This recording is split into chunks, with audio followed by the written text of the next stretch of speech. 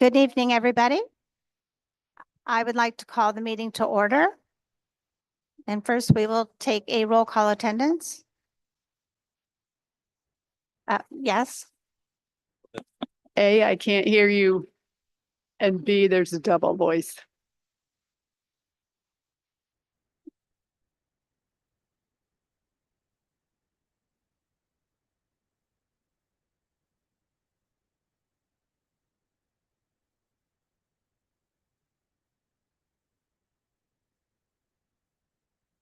is that better? Is that stadium effect?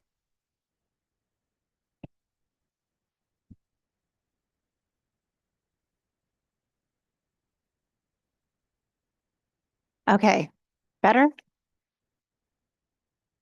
Okay, so I'm just going to do a roll call attendance. So you can just say here if you're or present. So Mr. Lander. Here. Mr. Scheer. Here. Ms. Massinati. Here. Ms. Whitford. Ms. Boyd. I'm sorry. Ms. Brousseau. I think she didn't run. I know. Oh, That was a I'm faux here. pas. Oh.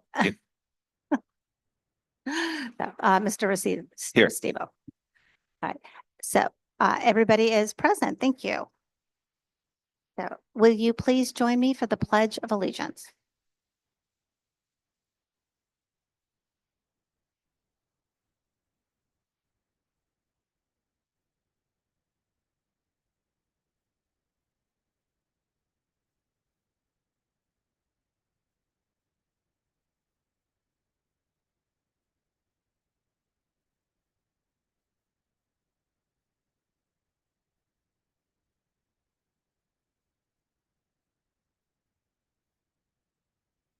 All right. So for student recognitions, I would like to have Mr. Terry Lynch come to the podium, and I would like for all of us to step forward to the other side of the table to greet the students.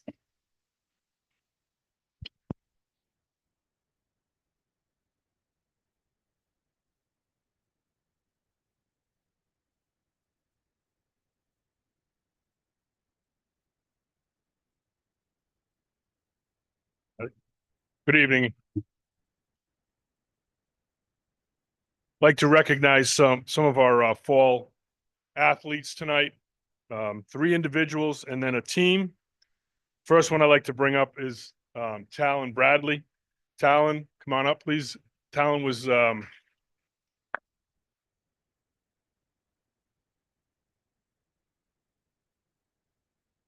named coaches All-State.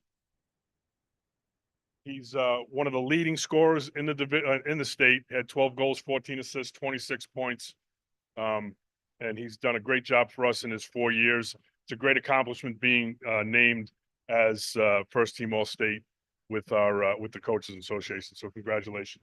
Just go right that way. No, thank you.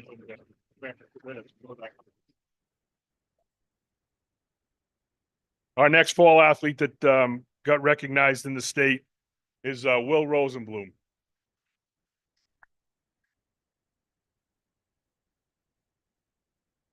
Will was a first team coaches All-State. Will was also just named Providence Journal first team All-State and was also named All New England through the Coaches Association. So he's one of the best defenders in the state of Rhode Island, one of the best defenders obviously in the state in the New England region, being named All New England. So congratulations.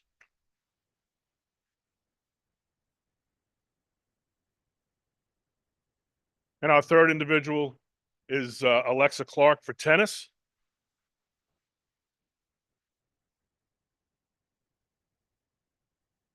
Alexa is one of the most decorated tennis players in the state of Rhode Island. She's a 2-time consecutive in her sophomore and junior year, winning the state individual title. She lost as a freshman in the semifinals to the eventual state champion. That's the last time that she's lost a set in the state of Rhode Island. So she's gone undefeated for 2 years. With good luck and health, she'll be a 3-time champion repeat next year. So Alexa Clark, congratulations.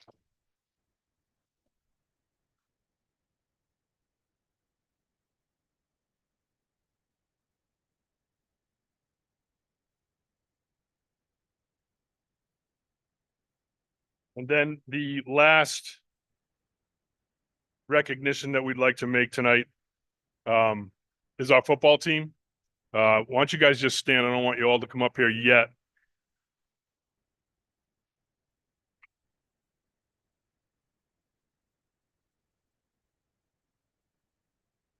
Our head coach, Jerry Zanella, guided this team to the 2024 Division II state championship.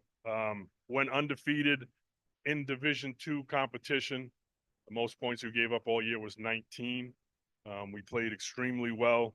We had a tough game against West Warwick in our first regular season game. We won 10-7. And then in the finals, we absolutely obliterated them 29-0. So did a great job. So I'd like to bring up Coach Zanella and the captains, please.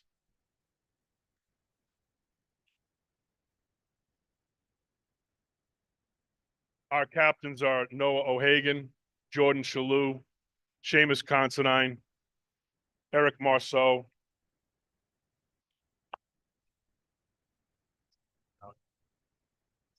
and Tyler Denacor. Jerry?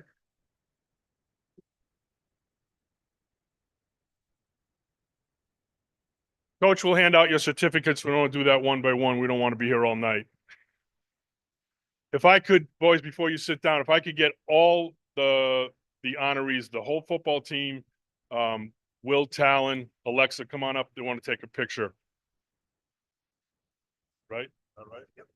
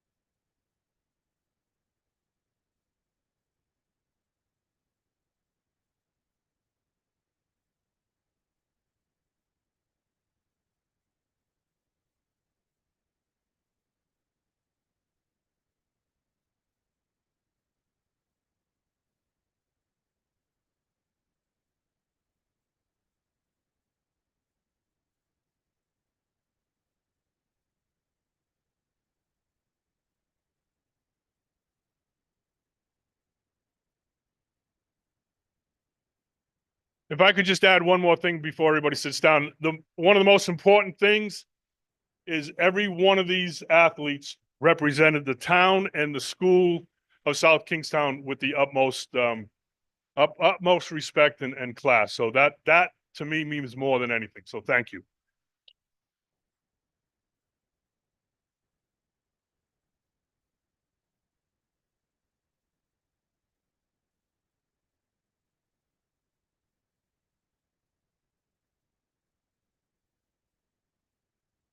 Thank you all so much for coming tonight.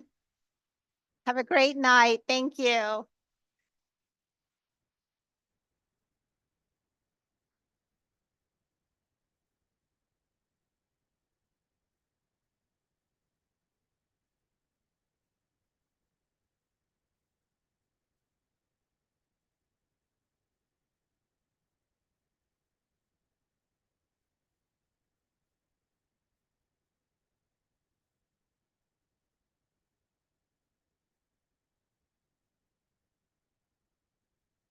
Okay. All right. Next in order of business is the consent agenda. I'd like to make a motion to remove item A from the consent agenda. We have a motion to remove item A Second. and a second. All those in favor? Aye. Right, that motion passes. I'd like to make a motion to approve the remaining items B through F on the consent agenda. So we have a motion and a second. All those in favor? Aye. Aye. All right, that motion passes. And I'd like to make a motion to table item A from the consent agenda to a future meeting. All right, we have a motion and a second to table item 2A. All in favor? Aye. Aye. All right, that motion passes. Thank you. Next up is comments from the community. Yep. There's one. All right, Mr. Beasley, come on up.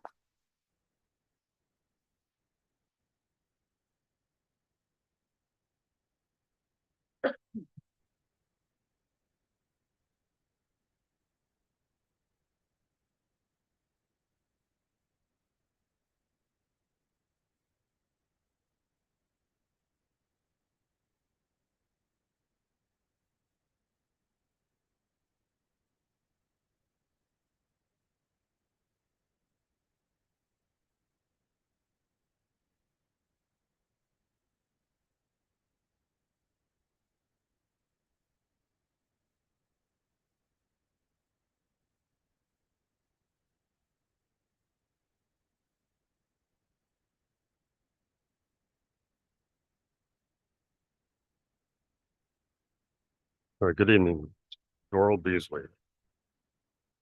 Sorry I wasn't at your last meeting. My wife and I both had COVID. Still around. And these variants aren't any nicer than the earlier ones.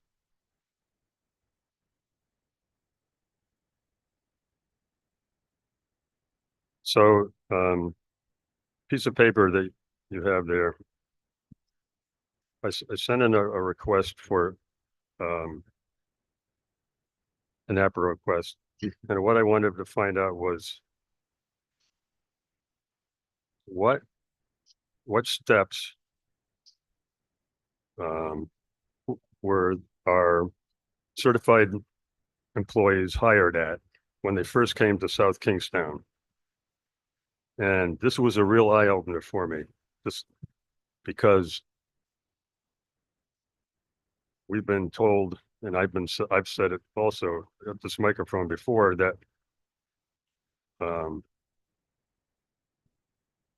that we were hiring people at step 10, lots and lots of people at step 10.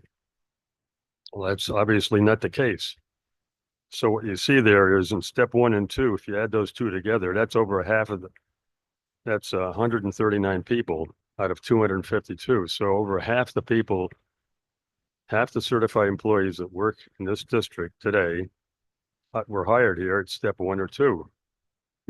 That's unbelievable, actually. And when you look at the chart now, the chart is actually,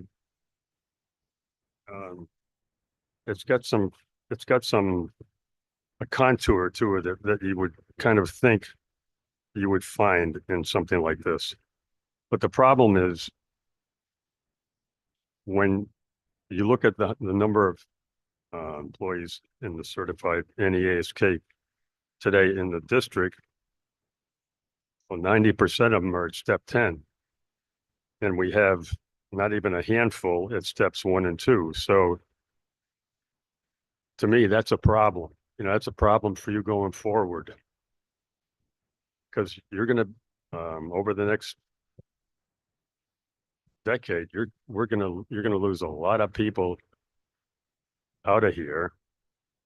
And you're going to have to figure out ways to resupply them. And hopefully it'll be in the lower step categories. So, so our compensation over time, maybe that line item, salary and benefits, will come down, hopefully. So you might want have it at some point, maybe in your next summer at your retreat, to have some kind of strategy, possibly of figuring out how you're going to hire younger teachers coming out of college. Okay, so the next thing I'm looking at is the enrollment tracker and the withdrawal sheet. And the homeschool. So when I look at the superintendent's report, which I'm assuming you haven't seen yet, that's why I was a little confused, because I thought public comment was after the superintendent's report. No, okay, anyway. So in the superintendent's report, talks about withdrawals and homeschool students. But for me, this chart here, this withdrawal new enrollment snapshot with district totals from July 1st till December 3rd, this one here. I find this chart to be extremely difficult to understand.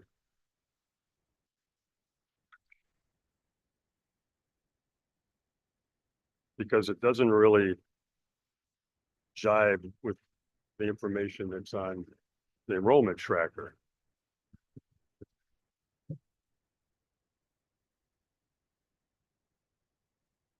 And I go back to the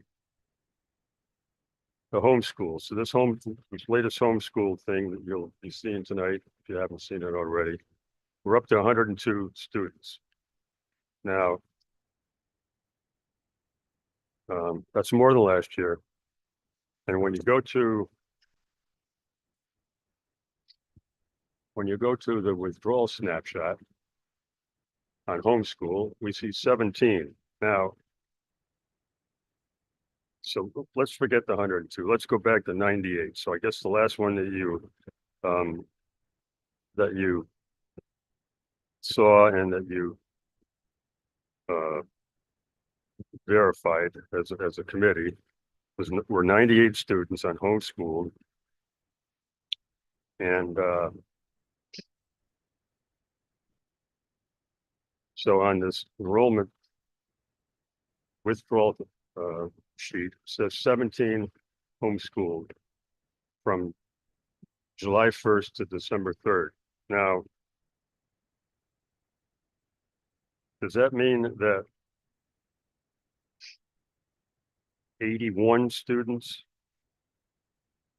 there were 81 students that were homeschooled last year that were automatically like grandfathered in, or that, the parents said we're going to homeschool our kids again this year, so that they're not tracked as being withdrawals? That doesn't seem right to me. It seems like you would start every year thinking all the students, even the ones that were homeschooled the prior year, would be attending the school district. So then why wouldn't you have the homeschool numbers agree on the withdrawal snapshot? It doesn't make any sense to me.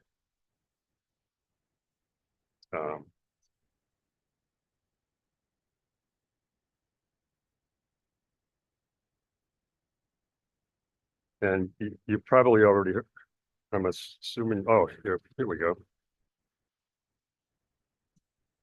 Point of clarification. So I looked at in the superintendent's report, there are these pie charts, and it's from a survey. But I found them difficult. I found a little difficult to follow, because when you go from one slide to the next, the colors don't, the description of what the color is changes. So this one's, so the blue says agree, strongly agree is red or orange or red, but on another slide, strongly agree was yellow. And sometimes the strongly disagree was green and another one was strongly disagree was orange. So, anyway, if you have another one of those, you might want to take another look at that. Oh, so anyway, lastly, I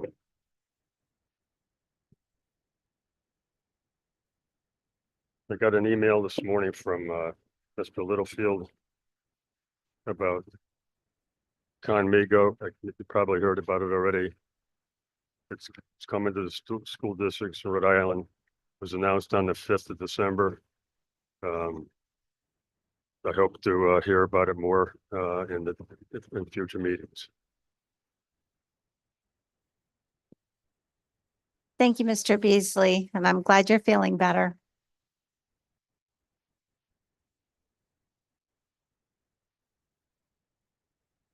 Right, with that, we will, is there anybody else that wishes to speak during public comment? All right, so we are going to close public comment and move to the superintendent's report. Thank you very much. Good evening, everyone.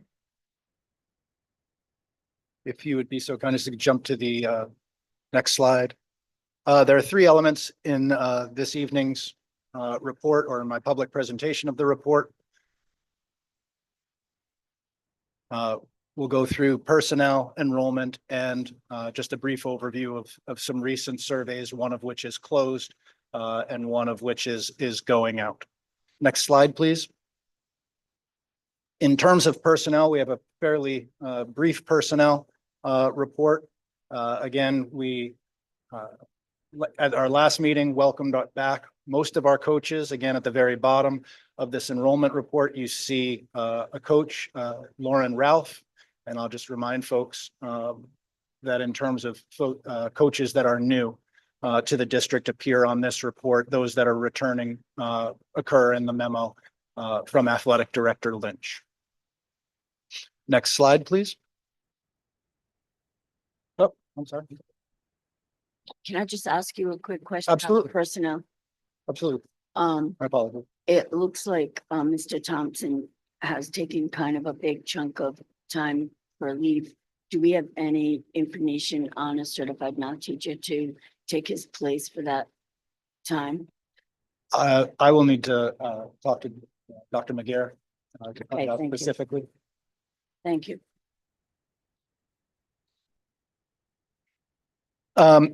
So I did hear the committee loud and clear. However, in terms of consistency, so we do have some elements, and I will try to add some context to the this enrollment report. I did want to note, though, in keeping with consistencies, that we did have some drops since since this report was last run, where we had once again an addition in pre-K. However, we did see some drops in some other schools. Since that last November report, we have lost 8 students due to various reasons.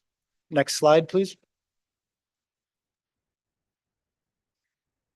So in order to add some context, as well as in terms of some of the reports, now that they're being both validated by RIDE, we've been given our deadlines, and the special ed census is actually in the process, if not wrapped up already, in order for December, that some of those numbers will change. But I also want to highlight, so I wanted to first provide all of the different contexts. So our enrollment, when we take a look at our total enrollment, has to include these out of district costs, or these students who are part of the district, but do not attend in terms of our day-to-day and day in, day out programming at one of our 5 schools. Those out of district are for GED, or General Education Development, or is the high school equivalency diploma in Rhode Island.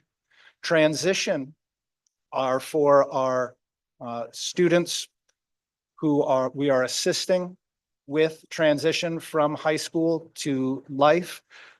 This is a special ed position, you must have an IEP. And based on federal law, and state law changes in the past few years, we have those students, they're eligible until they are 22. Then we have out-of-district placements, special ed placements. Those are students who we enroll out of the district because the district cannot meet their special ed needs, and their programming per their IEP and per the IEP team requires that they be sent to a different school to receive those services. The next out-of-district receiving services, those are private school students. So they are East Greenwich citizens who have chosen to go to private school. However, they have an IEP. I'm sorry, South Kingstown, or force of that bad force of habit. It's been a long time. That's the first time. So my apologies. Yeah. Yeah. Well, I'll try and tuition them in. So our out of district, so who are receiving services are our private school students, South Kingstown students whose parents have placed them or have made that decision to privately school. However, they are still entitled to special ed services. As such, the district provides those services, whether that be drop in and drop out before school, after school, or even teachers or our faculty going to those private schools to deliver those services. We then have one that you are very familiar with, and that is the out-of-district CTE courses. And then also familiar with, because we have two in district that other districts do not, and that is that of a charter school. And then we have the state school, which are schools run by the state that students can attend. Generally for us, that would tend to be either the Met or Rhode Island School for the Deaf is primarily the two schools of the four. And then we take our in-district residency, or that we saw in the previous slide or in the first element of my report, giving us our total enrollment. I would like to highlight, and my thanks to Kim Thibodeau, our district data manager, because there is a little bit of discrepancy between, there's about, I believe it's 6 students in our numbers that were off a little bit. Essentially, when we're trying to run these reports, we're trying to run them and make sure that we're driving between what's being submitted to RIDE, what's in our student information system versus also what's in our spreadsheet versus what or spreadsheets and appointments about parents who have made appointments or people of what's going to happen. And so trying to resolve all those, as well as getting to reports that have sometimes been submitted. However, the data hasn't been validated yet because of the window hasn't opened up at RIDE has been difficult. So the explanation for those 6 students from Ms. Thibodeau, she had 6 students in her RIDE numbers who are not SK students. So those students did not match the one that we had in our registrar's office.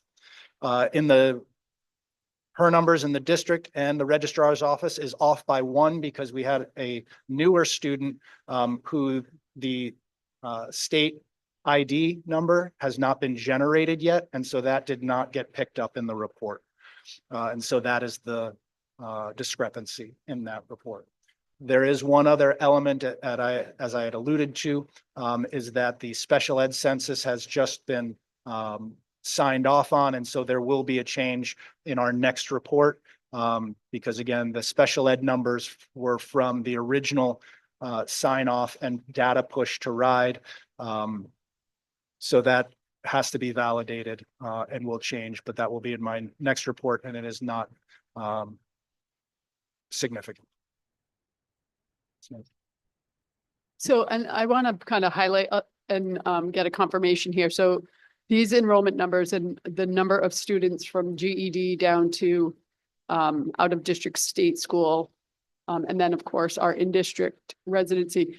So we are responsible not only for paying for either them or the services, correct, but also because they're not in our seats, that is a reduction from our state aid also. Correct. So it's almost like I don't want to say paying twice, but in theory, we're paying out for them, but also losing money because Yep, their at the average, same time, so it's kind of a double whammy, right? yes, because they're out of district, because their average daily membership is being associated with another school. So we're reduced, the state aid is reduced, plus we pay out on top of that. That is correct and responsible, with the exception of GED. And well, no, even receiving services, we are generally responsible for transportation as well. Which is why ultimately they're included in our total enrollment, because that is the number that is based on how much we're paying per student. So these are the total number of students that have a fiscal impact that the district is responsible for in providing for their education in one way or another. Thank you.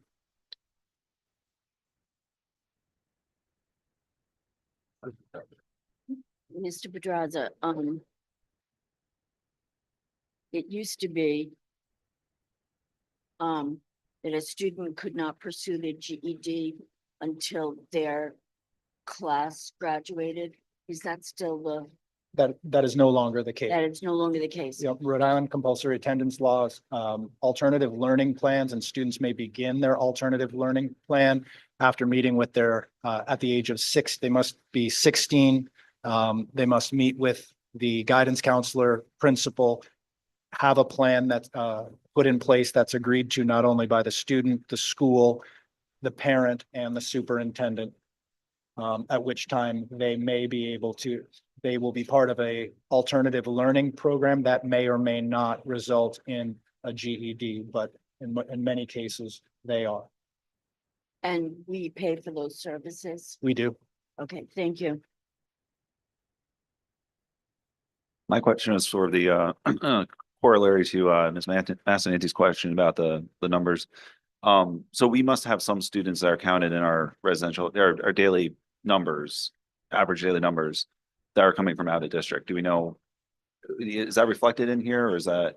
No, the number of students that we tuition in are not included in my report right now. Okay, so we don't know if there's a net loss or net benefit. I mean, I'm assuming it's a net loss at this point, but Yeah.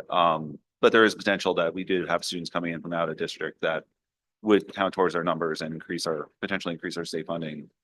It could, or they would be coming from other districts. So if we had, for example, those 6 students that Ms. Thibodeau was referring to, if those were out of district, tuitions, that would make sense that in the original poll and put into a spreadsheet, they might not have been there.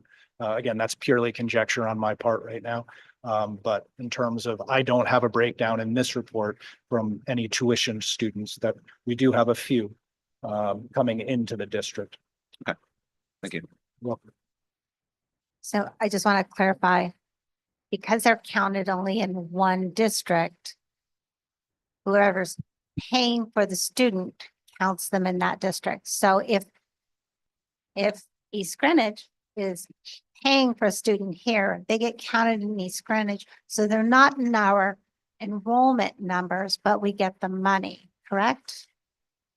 Depending on how their enrollment is presented. So in terms of generally, having a rolling enrollment. So normally it would be during budget season, we would do enrollment. So, but, so in terms of this enrollment report on a monthly basis, I'll need to go back and ensure, because it's a locally generated report, who's included in that census. But from a ride perspective, Mhm. they count for their Mhm. total enrollment. Yes. The student gets counted on the Yes. district paying for The them. local LEA. Yeah. Okay, great. Thanks. So, Right. okay. The CTE numbers, Yes, we currently have 92 students going out of district. correct. Am I imagining things, seeing things that are not there, or is that number lower than it has been in the past? That is a wonderful comment. And if I may, next slide, please. So keeping with this trend in terms of, because I want to make sure as we are next week going into our initial budget presentations, that why I've kind of framed this enrollment report and do so in terms of numbers. My thanks to Mr. Kilpatrick, who does a great job of monitoring these year to year. This actually comes from a spreadsheet that he has spanning up these 6 years. So from last year, our out of district enrollment, just in those larger categories, we have one more charter student than we did last year. We are paying for 9 less students going out of district. We have 16 less students who are attending private schools who are receiving services. We have 1 additional outplaced student compared to last year, and we have 4 less students that are attending a state school this year than last year, for a total of 27 less out of district students as compared to last year. Please keep in mind, though, that we've validated some of these numbers, but going back in time, those were taken as a snapshot back in, I believe, may have been December, but it was taken from October, November numbers of previous administrations, as Mr. Kilpatrick had just gotten to the district as well. This is exciting.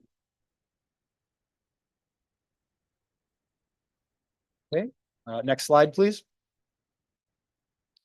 So also at last meeting, there was some robust discussion regarding homeschool. So I wanted to add some context to our currently 98 students who you have approved. That is an increase of 5 students compared to last year. In terms of the makeup of those 98 students this year, they do represent 62 different families. Of those 98 students, 71 of them did homeschool last year. I didn't track them further back than that, but this is so just last year. We do have 27 new to homeschool students this year. Students who are kindergarten age and are attending naturally would be new. But I also wanted to highlight that there are 6 new homeschool students who are connected, though they had another family member last year who was homeschooling and/or who is currently homeschooling this year, and they have now joined them. So I wanted to, just kind of give some context in terms of some members of the homeschool community. Yes, sir. So if somebody is homeschooled and receiving, say, special ed services, how are they counted? Are they counted twice? Are they counted once? So they need to, they can still be receiving services. That's a great question. So in most cases, what we need to do is if they do have an IEP, they need to either receive those services or discontinue the IEP. So to what extent that has been happening in years past, I know now on our new form, we ask, is your child eligible for or currently have an IEP? And when it's submitted that way, we then take that request or take that family's information and give it to the Director of Student Services. Whether that had been done in the past, I can't say. And so a data point I'll need to get for you.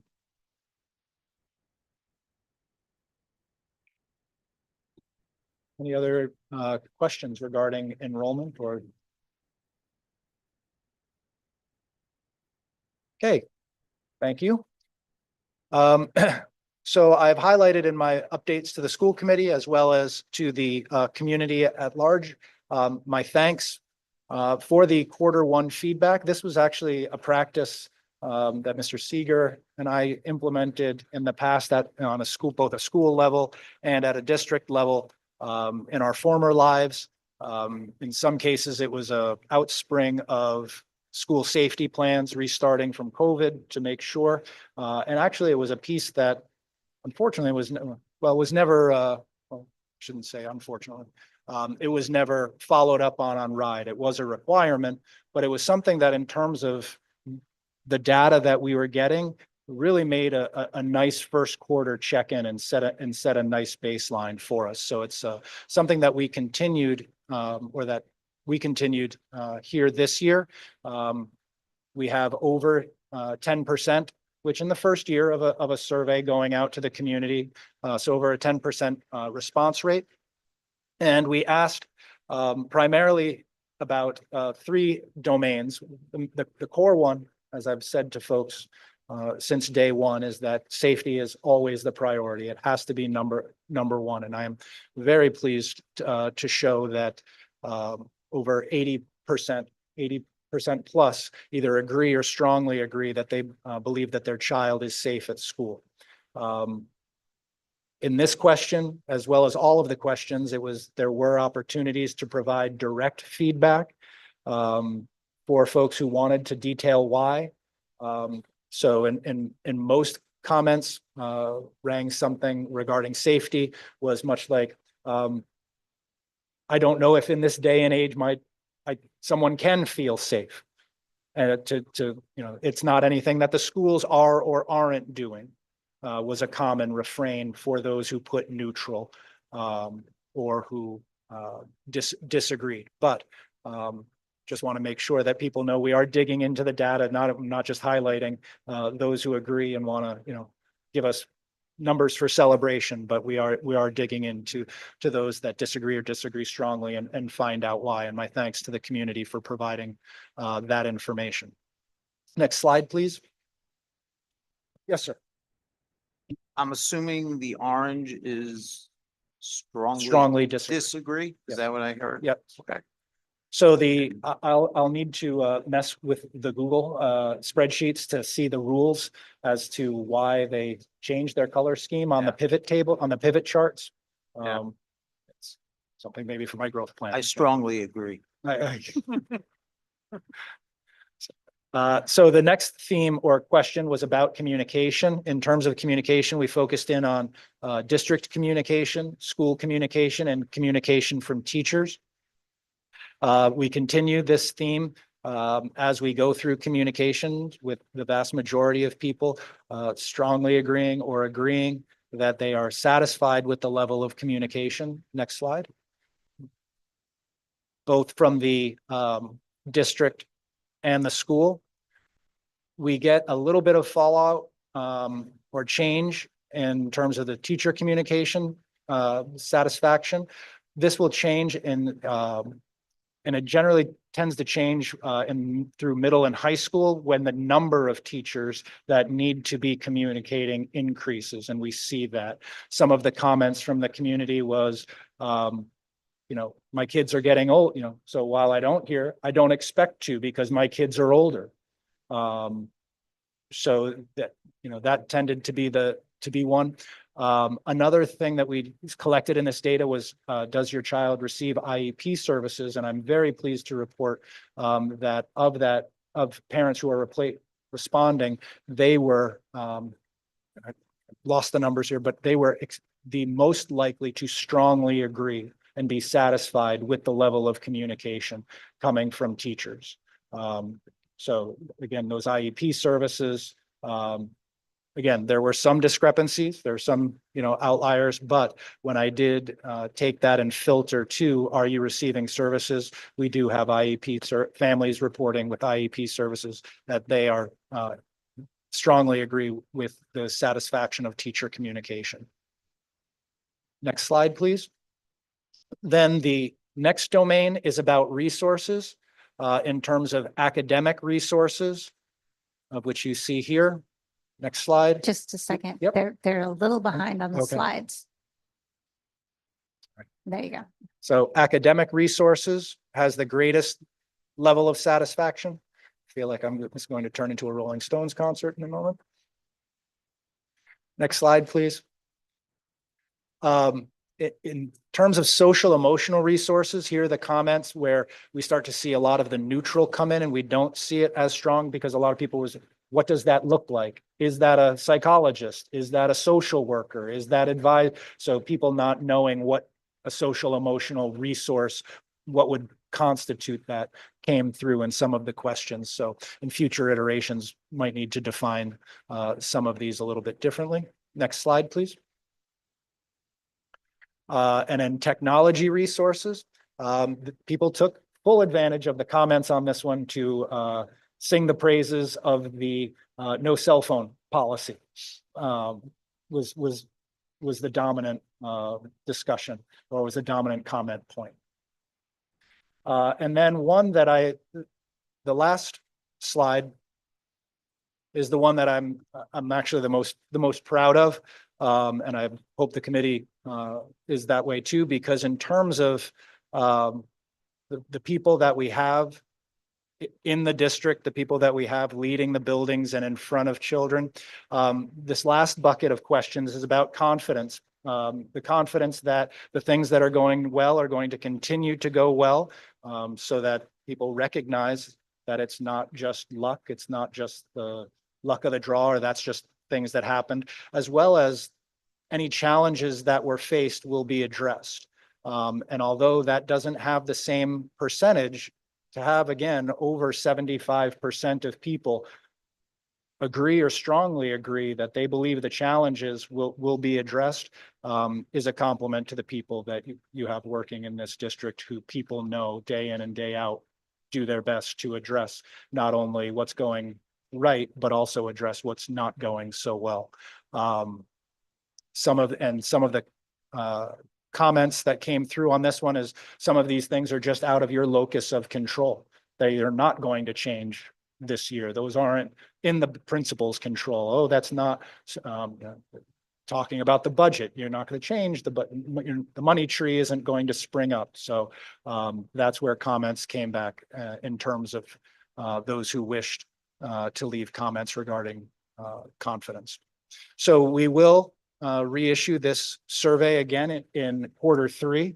Q1 is, again, a great baseline. We still have, we've got great numbers now. Can we sustain it as the school year goes on, as the shine comes off the apple, if you will? And in some cases, from our experience, we will see some declines from that, but in some cases we'll see increases, and we're going to make sure, and it's our job, that it improves or maintains, and that's our goal. And we'll look for that again in Q3.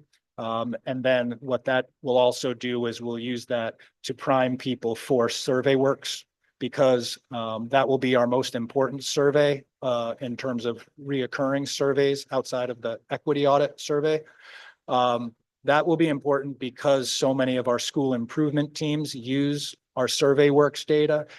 So much of the work that comes out of Mr. Seeger's office in terms of federal grants needs to be tied to reoccurring and longitudinal metrics, and survey works will do that.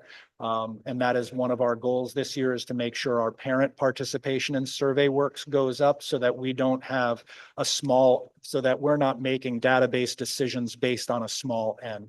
And so we feel that in terms of, not only will this give us, a baseline, and we'll see how we're doing versus Q1 at the end of Q3 and make sure we end the school year strong, but it will also be an invitation for folks to go more in depth and provide greater feedback in the administration of survey works. I have a question about this. Yes. I think 354 is a good response, I think, and good sample size for the size of our district. I'm just wondering if you looked at the breakdown by school or by age group, if there was differentiation, or was there concentration in one area? Yeah. So there are different survey rates for each school. I've given each principal their school's response rates for this, so that they can read into that data and see those comments for themselves, because I believe the question was also, or as I phrased it, is there anything you would like your school's administration to know? So they were given all of these, with the exception of the email addresses, so that they couldn't personally identify. Principals were given that, and will be a catalyst. We're comparing that in some cases to, your response rate based on a local survey. Is the survey works one comparable? Is it less than, greater than? And will be something that we'll give additional attention to. I guess I'm wondering, when we look at this, Are we, are there any real outlier? Like, are we looking at something where there were 300 elementary school responses and 25 middle school and 25 high school, or are we No, pretty it's evenly it's pretty spread? even. It's commensurate with the student population of each school. Thank you. All right, next slide, please. Oh, I'm sorry. I'm sorry. No, please. It's the short thing. I think this is absolutely marvelous. I think it's phenomenal. I'm wondering if you and Mr. Seeger might consider doing a similar survey among our faculty going forward. We've done that in the past, and the results of the survey that we did were used to, and I know we have our professional development team. But they were, for example, the results of that survey that we did, within the last 12 years, were used to direct our professional development for the following year. So I would be also interested in teachers' perceptions of. Thank you. Yep. So you're aware, Mr. Seeger is convening, and we're convening the professional development subcommittee and did do a post survey. Actually, I believe Mr. Seeger presented on that, and actually some folks, some teachers who presented it regarding the feedback on the opening professional development. We'll keep that going, as well as the survey works, where people generally, I believe, get time to do that. In terms of this survey locally, it's definitely something we can, something that's easy enough to do, and that we can actually, we're doing it with the calendar one as well. Thank you. You're very welcome. Okay, so the currently, or the most recent survey that's out right now is the people's, both to the community and the faculty and staff input regarding the calendar.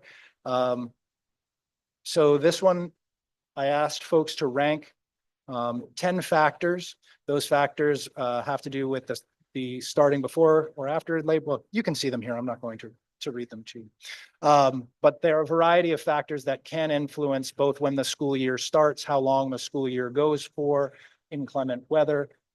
We do have a lot of changes recently to Rhode Island regulations as well as laws in terms of our ability to bank minutes and apply those minutes elsewhere.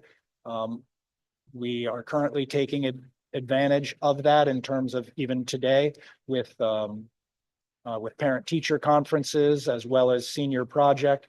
In the past few years, the commissioner and deputy commissioner have been very, very critical of how people are using or what they're counting towards the instructional day. But again, those changes to regulation happened, or excuse me, state statute happened this year, and do allow for a more flexible use of time. I'm curious of the last bullet point where it says don't extend due to snow or weather. Is that even an option? It is, and that's what I'm referring to. So, for example, one could, so by statute by regulation, the school day must be at least 330 minutes. You are, however, and going back to the prior regulation, everybody was doing it. People were, in some cases, just having half days or having early releases, and during, there was lots of time during the pandemic and the state professional development days.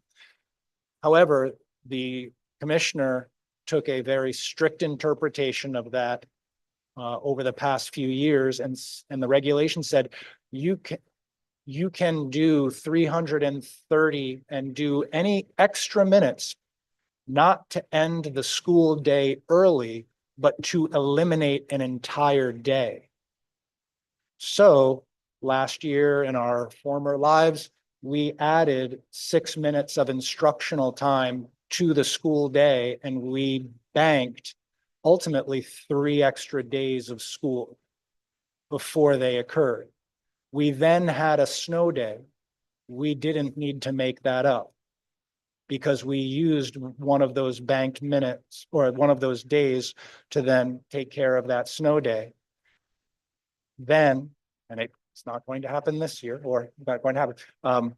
We were then able to end school 2 days earlier. We announced in April, after April vacation, we said, although it is Rhode Island, anything can change. We're going to bump things back. It was our first attempt at that.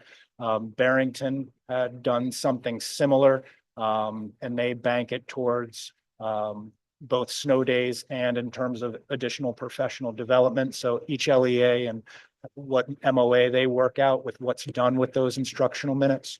But that's, so if in terms of don't extend to make up, because currently, and this is why I made sure to put end before Juneteenth, is that if you have to come back to school after Juneteenth, that'll be the worst attendance day of the year or 2 days leading into it. So that was the, So just to follow up on that, then I would assume that would have to be something that would have a contractual agreement would have to go into place before any of that kind of discussion could happen. absolutely. So- Mr. Pedraza, can those days be made up with remote learning? So they can be made up in remote learning. However, that plan must be submitted to RIDE yearly and must be done so before those days can occur.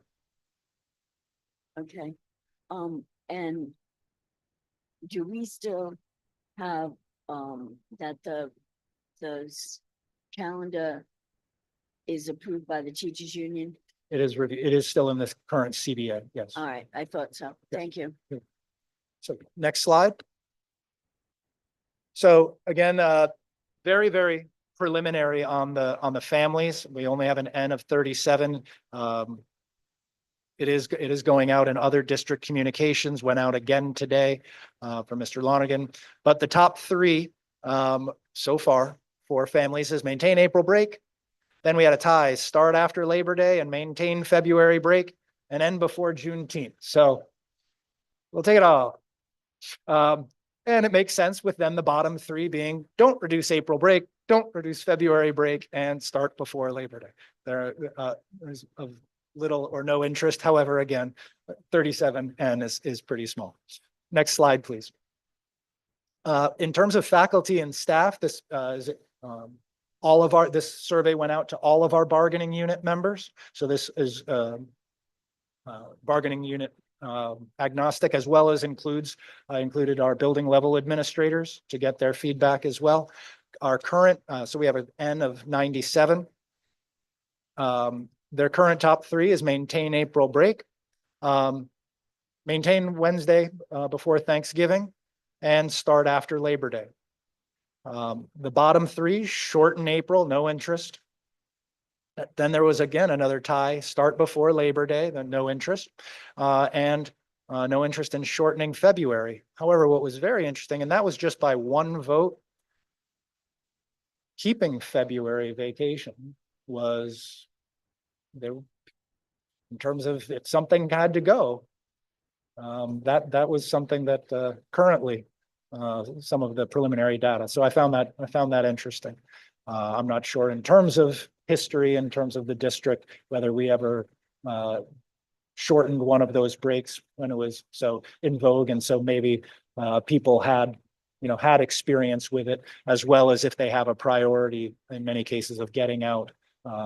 Although not reflected here in the top three before Juneteenth, that could be a factor also used to back days up. Again, I'll remind anybody who's watching that this survey is open and is open through the close of the 3rd of January. And that, I'll take any questions, but that will also conclude my report. Mr. Pedraza, I guess we don't have any skiers among our faculty. Because that's what I always wanted to do during February break. I think on the Labor Day issue, after Labor Day, we would get some pushback from our local businesses if we started before Labor Day and took away the last bit of the summer employees that they had left. Thank you. So Okay, so if there's no other questions, I will entertain a motion to accept the superintendent report. I'll make a motion to accept the superintendent's report. I'll second that. So we have a motion and a second. All in favor? Aye. Aye. That motion passes.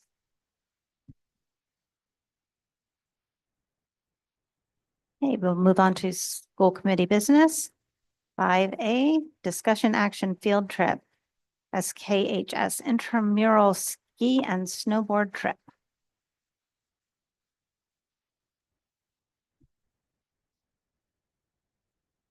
Make a motion to approve the intramural ski and snowboard trip. Second. We have a motion and a second. Is there any discussion? All right, all those in favor? Aye. Any opposed? That motion passes. Okay, next up is a facilities update. Welcome, Mr. Mahoney. Hello, everybody. And welcome to our new school committee member. I'm Brian Mahoney. I'm the facilities director for the district. So kind of like I've done in the past, I'm gonna go over kind of big bullet point by bullet point. I'll stop at the end, and then if you guys have any further questions for me, please let me know. So I'm gonna start off with discussing some of our district-wide projects that we have going on. Even though no one wants to hear this, we are ready to go for winter. Winter is coming. We have ice melt on site. All our snow blowers have been serviced, and the sites have been staked out for plowing. Our new radios have arrived. That will be going to all the schools to replace all the old handheld radios that we have for the teachers and the office communications. That's a huge security upgrade for the district. I know I brought that forward to you guys before, but it'll have the ability to speak to emergency services, speak to admin in case of a mass emergency event. So those have all been programmed by Lance Whaley and Tony. I'm not going to butcher his last name, from the town. And I wanted to give them a shout out too, because to save the district a lot of money, they actually sat and programmed individually every single radio, all the channels, the frequencies. It's not like an automatic computer update. They had to go through 109 radios and program every single one individually. So I really appreciate their help with that. Again, to further save the district money so we could get a full outfit for every school. Our new cameras, which I know I've been coming to you guys, the members who've been here for a long time, for a couple of years now. We have procured them, and they are getting installed on Christmas break. And by the time the students will be back, all the new cameras will be up at all the buildings. Every active building is getting cameras, and it ranges from about 4 cameras at one of our buildings to 10 cameras that are being added to each site in strategic locations at all the exit points.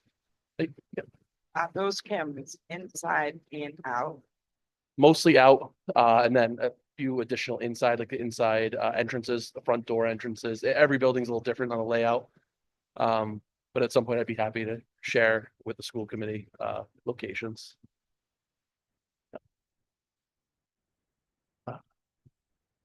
Back to winter.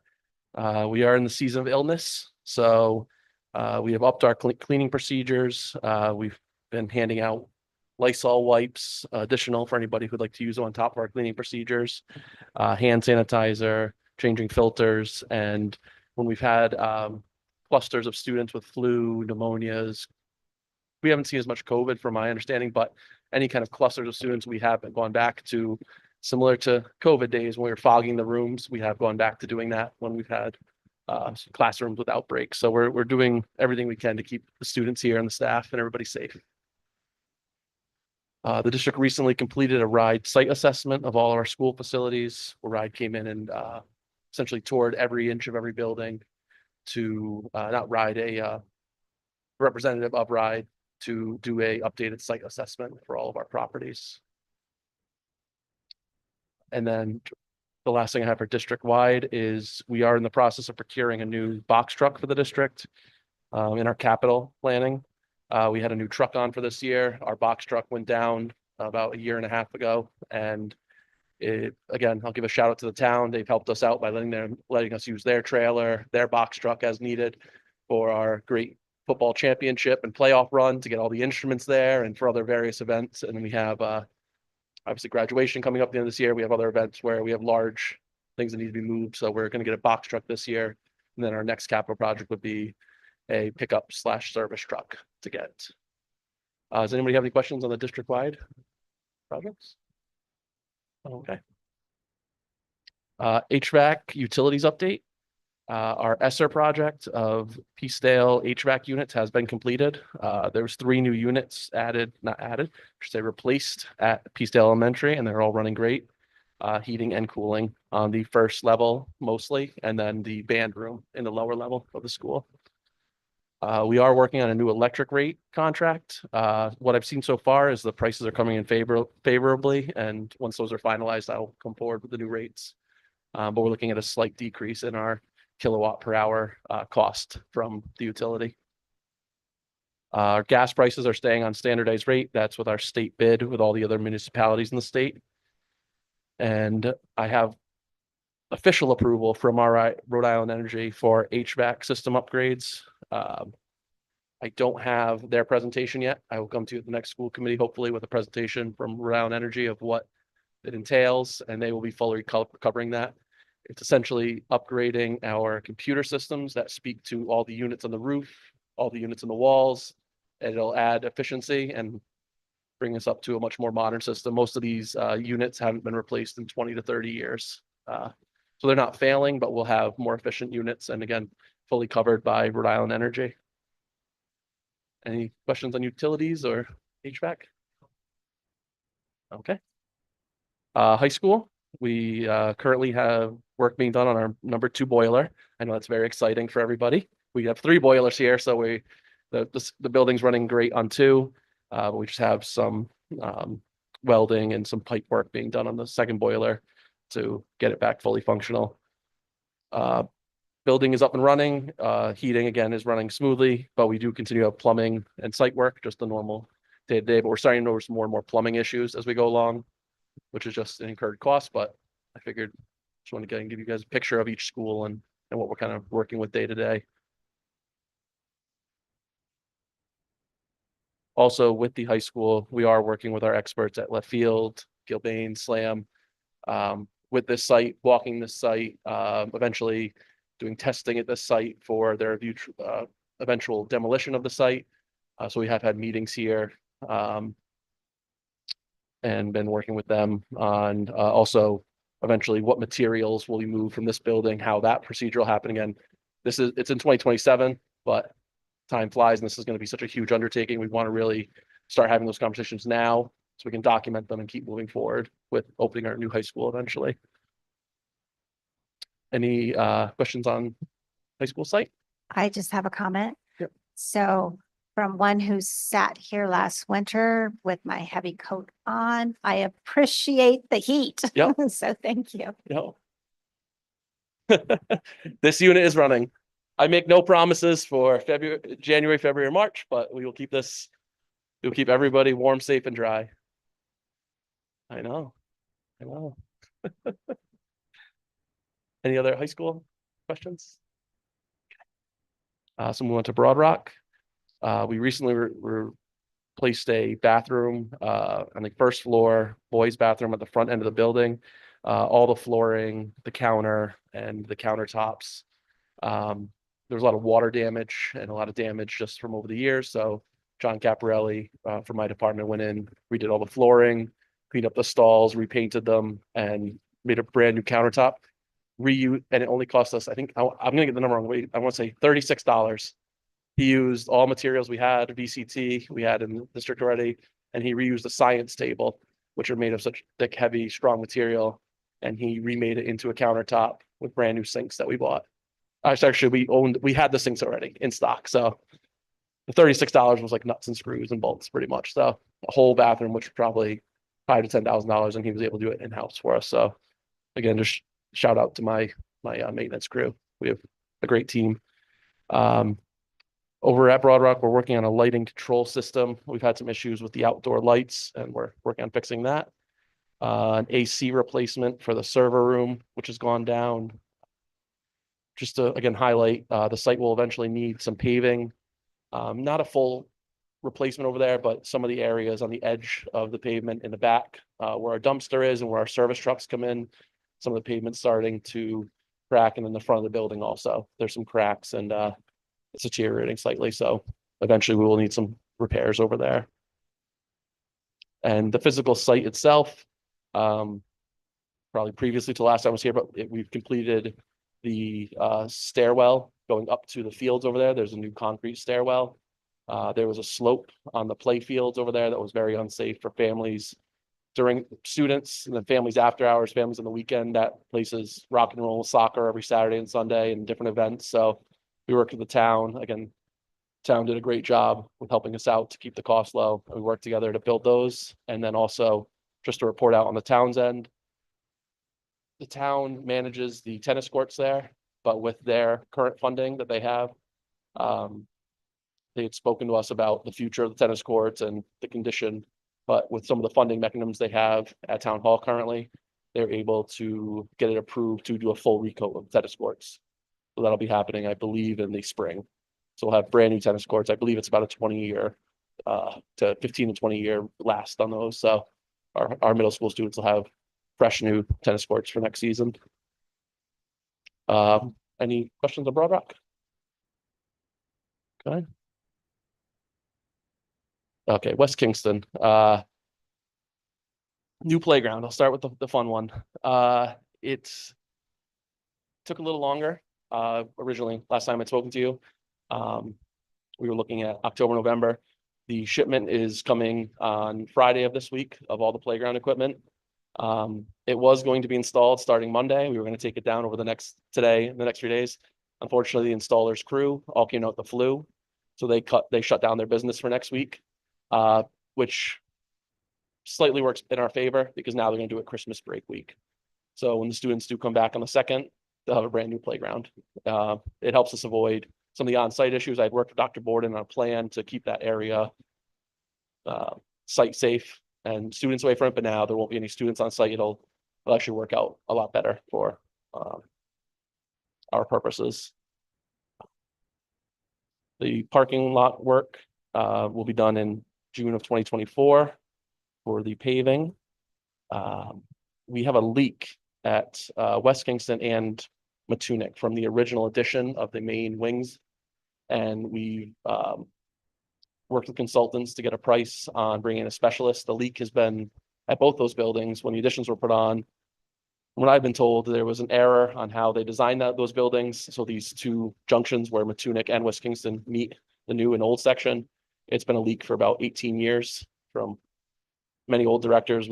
Since my 6 years here, we've brought in multiple roofing companies. We've had our own team go up there, and you fix it and it comes back 2 or 3 months later. So we have a specialist coming in with a special piece of machinery that can locate exactly where the water is penetrating. So hopefully we're fixing an issue soon that's been there for 18 years at West Kingston and Matunic. And then just at West Kingston, the HVAC system continues to show age. We continue to repair it. Everything is functional, but that system is from the mid-70s. And we do have that on future capital planning, but again, just to make everyone aware. Any questions at West Kingston?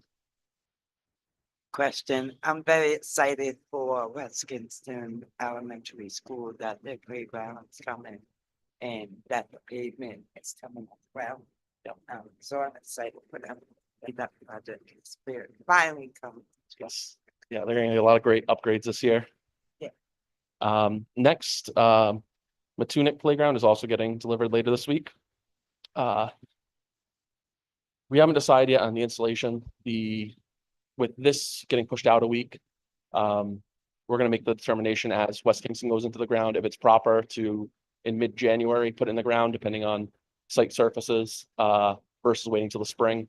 I've let Mr. McGuire know, and working, with the provider and the principal to see what our best course of action would be.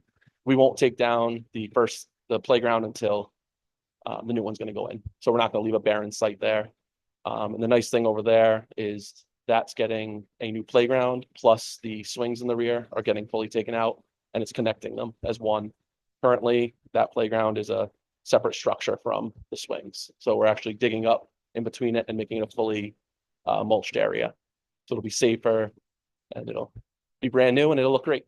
The kids will have a great time. Same with Tunic, we have that roof issue that is, should be identified shortly and fixed. And the HVAC system was put in 4 years ago up there. We are starting to see a slightly uptick in repairs, but that is normal for some of the parts that we're seeing that need repair. Any questions at Tunic? Okay. Peacedale, the 3 HVAC units have been completed. Systems are up and running properly.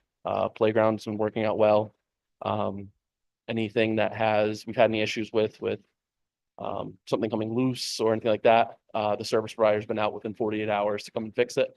So kids have been having a great time and that's worked out great. We have gotten pricing for an asphalt repair out at the playground because we're going to just fill some crack work. But overall, the playground is a big hit still. And we also going to be doing some fence work around the playground and along the play fields in the back due to some tree damage. There's just been some wear and tear on those fences. We recently did have an insurance claim at Peacedale. We had water damage from a faucet that was on and running that damaged a few rooms. The only actual student-centric room it damaged was the art room. So currently the art room is not usable. We're working with the Rhode Island Trust and a specialty repair company. And we met with them today to go over flooring replacement, paint, colors, everything. And the good news we have to report today is when the students come back from vacation, all the work should be done and everything back up and running, other than some cabinetry, which the kids can be in there without the cabinetry for the time being. But all the repair work, sheetrock, flooring, paint, everything. All the old wet material has been removed off site. They actually removed the drying equipment today, which is a great sign. And they'll be doing all their testing and everything. And they've given us the date that for January 2nd, everything will be back up and running properly. Any questions at Peacedale? It sounds like some very expensive damage was done. Yes, and luckily we have the Rhode Island Trust. They're a great resource, and the disaster relief company that we use, we have used before. I got a call at 6:30 on the 2nd when this happened. We found the damage. My custodian, Matt Drugan, did a great job. He reached out to me immediately, let me know what was going on, how big of an issue this was. We reached right out to the trust and our disaster relief company, and they were on site by, I believe, 8:30. And they're not locally based, so. I will ask, what is the financial impact to the district, although we do have insurance? There will not be a financial impact. There was no displacement of anyone. Some places will have a impact if for some reason they got displaced or insurance wouldn't cover a certain section of it, but with working with the trust, everything will be covered. We will procure anything that was damaged. The district will procure, the trust will then reimburse the district on that. And then all the repairs will go through the Rhode Island Trust, but there will be no cost and no increase to premiums or anything of that nature due to the loss, minor or major. It's a spread out throughout the whole insurance blanket policy. Welcome. Anyone else on Peacedale? Okay. Curtis Corner. I just have two more. Curtis Corner. We're working with our project management team to nail down the future plan for the demolition. Gilbane, Left Field, and Studio Jade and Slam. Currently, they are working on doing on-site material testing with demolishing a building. You have to make sure you're doing it properly and safely per EPA regulations and other regulations.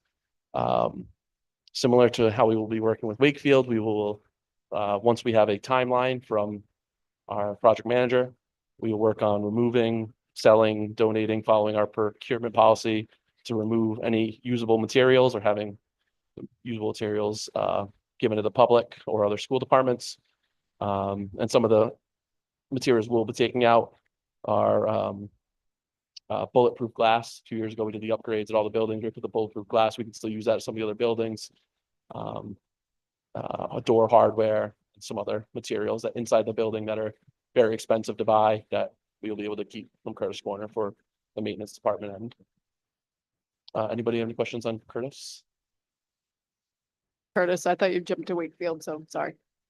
18 seconds. 10 seconds I'll be at Wakefield. Curtis? Okay, good.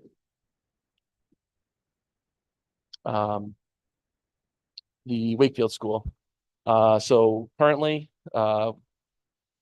the, all the materials still are on site. By the end of this week, they will all be documented and listed at bidnet.com. That'll be up for 2 weeks for an open procurement for anybody who'd like to purchase any materials that we have there that the district no longer needed. All the principals were reached out to again, the special ed department of on-site materials, anything they wanted, and we moved anything to the buildings that was still usable materials or things they were interested in. But by the end of this week, everything will be out, like I said, at BidNet, be 2 weeks, and then we will use our procurement policy to then either donate materials, open it to the public, or then throw anything out. And then we can start the process of turning that over to the town. To that point, we will be completely vacated of that building. But that building, we are not doing the same as Curtis being demolished. We're not ripping out doors. We're not ripping out sensors. We're leaving it so it's still a solid building for whatever the town's future uses are for that site. Anybody any questions on Wakefield? So my question is, are we doing the same thing as far as, I think I heard you say it was opened up to the district if anybody wanted or needed anything from it. Mhm. Are we doing the same with taking like left field, slam, Studio Jade through it to see if there's anything they can use short of removing doors, right? We want, like you said, we want to keep it a safe, secure, dry building. But did we also bring them in case there were things that we could use from that building in other buildings that maybe the teachers and staff wouldn't realize or they wouldn't need, but our architects and engineers might say you could use this there? I haven't reached out to them specifically. We have taken things out that we're going to keep on site at the maintenance department for backup materials. We get a few families that move into town. The principals who said, "Hey, we don't need any extra desks in this building. We're good. We have extra desks. We're not going to go out and buy $200 desks and things like that." So we're definitely keeping a surplus of some materials, but that is a good suggestion. I'll definitely reach out to them. And just like a timing thing as far as when we approximate timing as far as going through this process to when the building is actually cleared so that we can actually tell the town, come and take it. Yep, so it'll be on BidNet for 2 weeks. Everything will be to them by Friday. So say they list it as of Monday, starting at 6 a.m. I'll be on their list for 2 weeks. And we've discussed our procurement policy. Again, offering the materials to the public, other school departments, anybody in need. Again, that's how it should be done. It was town money, but also too, in a good way, that saves us a lot of money from things not going to landfill. And things that someone might need. There's definitely going to be materials that people will go in there that we don't have a use for anymore. But that people will come in and probably take 2 trucks worth of things that they could find a use for. So I can put together a timeline for you. I don't have an exact date yet, but Rough estimate because we want to get it done like quickly. a full year past when they were Yeah. supposed to take it over. So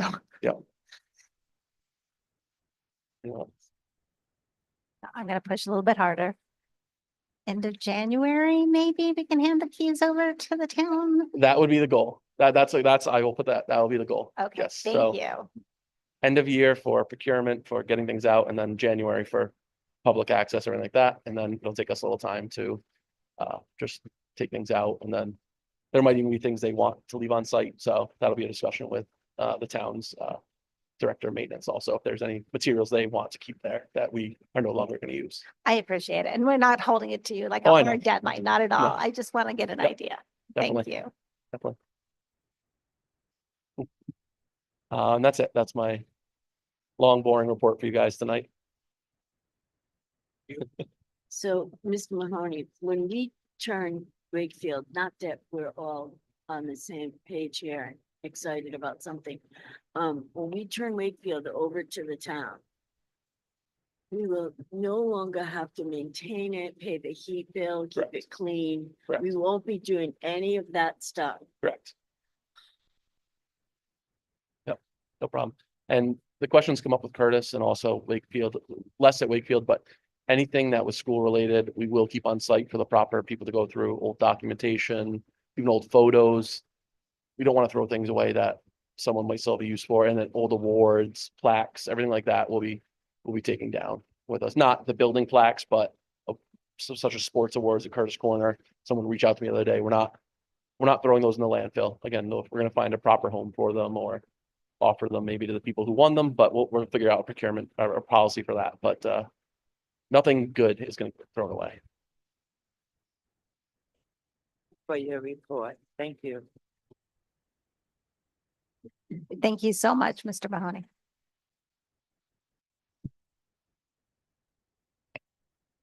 Okay, so that brings us to school committee business 5D, sorry, C, appointment of school committee members to subcommittees. So I just want to take just a second and talk a little bit about the procedure that we're going to use to do this. So we would like to get, our goal is 3 school committee members for each of the subcommittees, and then we have some liaison positions as well. If we have more than 3, we will take an individual roll call vote. If we have 3 or less, we'll just take a combined 1 roll call vote. The bylaws do dictate that we take a roll call vote. So we will not be doing anything with the chair, vice chair, or secretary positions. Those will be up to the subcommittees to determine amongst their subcommittee. The only caveat is the chair would be a school committee member. The other positions can be from the other positions of in the subcommittee. And this is just the appointment of the school committee members. Then the next item will be to talk about the other makeup and other provisions of the subcommittees. So any questions on those? We're trying to make it to go as smoothly, effectively as possible. So any clarifications or anything I can make? Yes, Paula. So I am looking for the clarification of, Can't hear. Yeah. are we nominating each other for these positions to go into these subcommittees, or are we rest? So the term is to nominate. However, you can self-nominate. So for instance, if I say budget and finance, do I hear any nominations? You feel free just to say, yeah, I want to be on that. That's probably the quickest way. Or if you're like, I think Brad would be great on that. That's fine too. There you go, Brad. So I second that. it's, you can decline a nomination though, if somebody puts you up and you don't want it. So, but really the easiest thing, and thank you, Paula, for that question, is just to say, yeah, I nominate myself. I really want to be on that. Okay, any other questions? Maybe just a quick review of what subcommittees are available. Yes. I think we all know, but maybe just a refresher. Thank you. Perfect. Okay, so for the subcommittees, we have budget and finance, policy and planning, strategic planning, transportation, and wellness. Then we have liaisons. The Augustus Hazard Scholarship can have up to 3. Legislative can have up to 2. And then CLAC would be just 1 member. All the other subcommittees can be up to 3. All right, so if I don't have any other questions, we'll go ahead and start with budget and finance. So do I have nominations for budget and finance? I would like to self-nominate for budget and finance. I've done it for quite a while. I enjoy doing it. And I would like to continue to do it. Thank you. I've also been on the budget and finance for a while, and we'll be glad to stay on that. Thank you. Any others for budget and finance? So I'm going to nominate myself. It's kind of my bailiwick, so. But I do want to take any other nominations? Okay, so we have 3. So I'm going to take a roll call vote to appoint these 3, Ms. Massanati, Ms. Bouchard, and myself to Budget and Finance. So, Mr. Lander.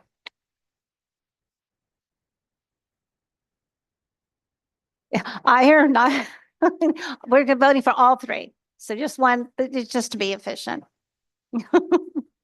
Aye. Aye. Aye. Aye. Aye. And myself, aye. That passes. Thank you all. Okay, so now on to policy and planning. So I will take nominations for policy and planning. I have also been sitting on this policy since the beginning of my time. I would like to nominate myself to consider. Great, thank you.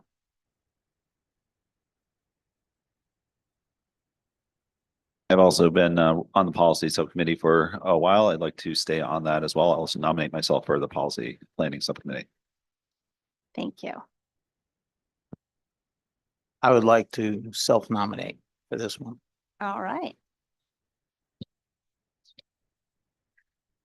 Anybody else for policy and planning?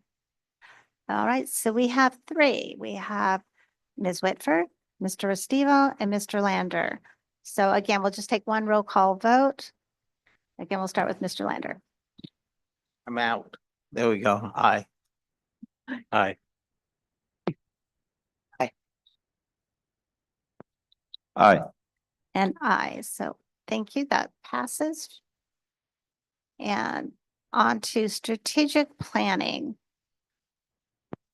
So I would like to I'll open it. nominate myself for that. Thank you, Mr. Shear. I was on strategic planning when it was active before, and I would like to remain on it. Right. Anybody else for strategic planning? All right, we have 2, Mr. Shear and Ms. Brousseau. So again, we'll take a roll call vote starting with Mr. Lander. Aye. Aye. Aye. Aye. Aye. And I, so that passes. Thank you. And so next we have transportation. Just a quick question. Who was the second person for strategic planning? It was Okay. Brad and yeah. All right, thank you. Okay. Transportation. Do we have nominations for the transportation subcommittee? Again, as before, I've been on transportation, I think since it was first invented 972 years ago. I do enjoy the work, and I'd love to continue to be part of it. Okay, thank you. Anybody else want to self-nominate for transportation?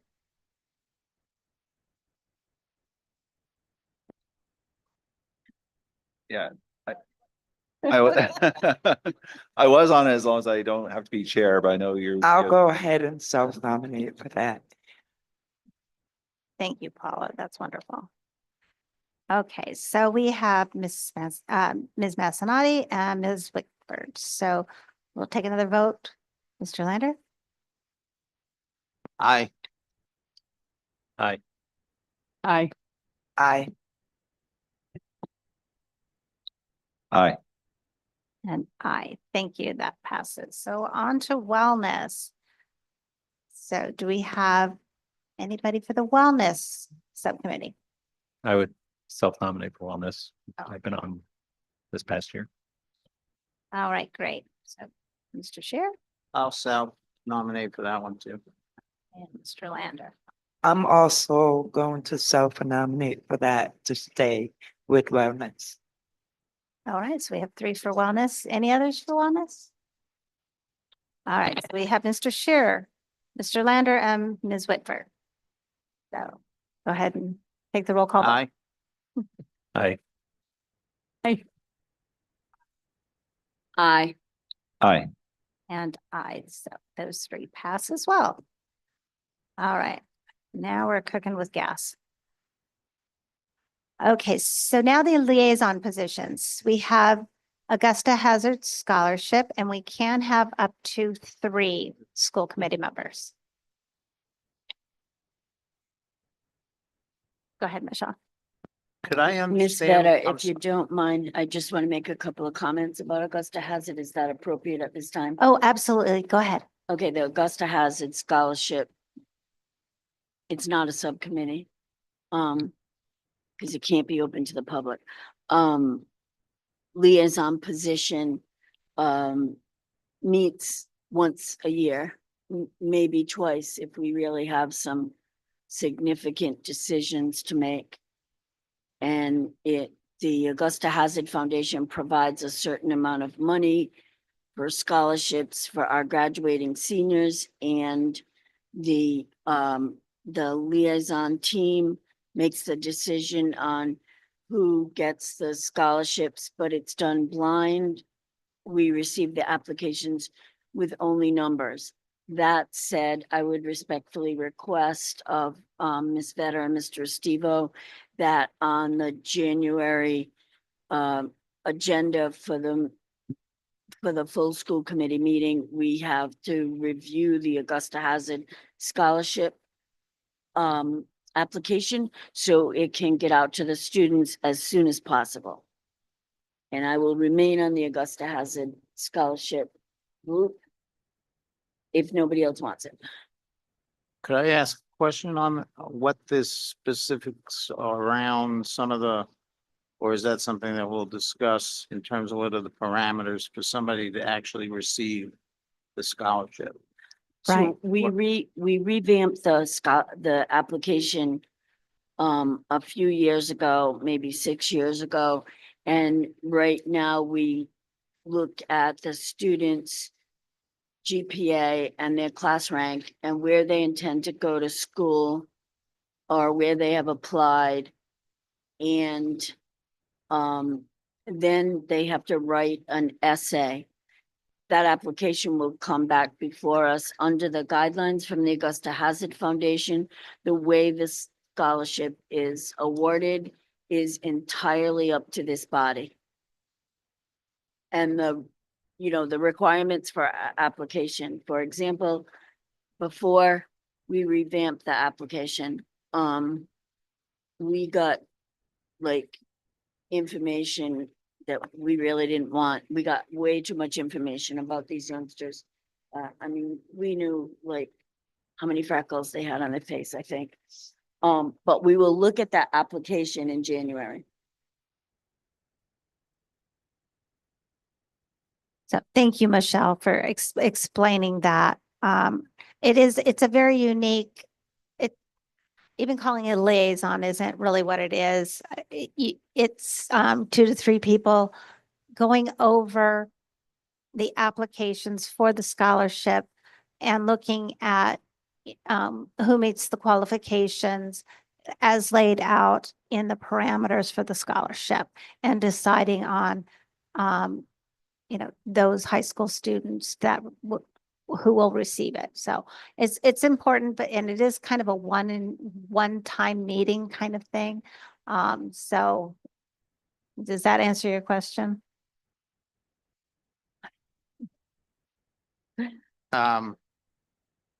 Okay, I'm good. I'd actually like to self-nominate to be on the committee to help with that.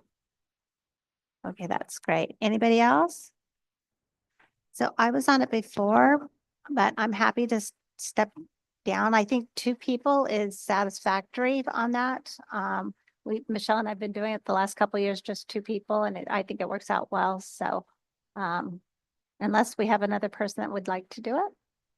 I would do it. I haven't. Okay, great. Okay, so we have Ms. Brousseau, Ms. Lander, or Mr. Lander, and Mr. Scher. So, all right, so we'll go ahead and take a roll call vote on that. Aye. Aye. Aye. Aye. All right, so that passes. Thank you all. Okay, so now we have up to 2 legislative liaisons. I'm happy to nominate myself as one of the legislative liaisons. Okay, If, Great. if possible, would it be, oh. I'd like to nominate, Ms. Michelle Bristow, since she's, she indicated from afar she's interested and she's, getting some more water right now, so. Okay, so we have Ms. Manzanati and Ms. Brousseau. Anybody else? Okay, well, actually, that's good.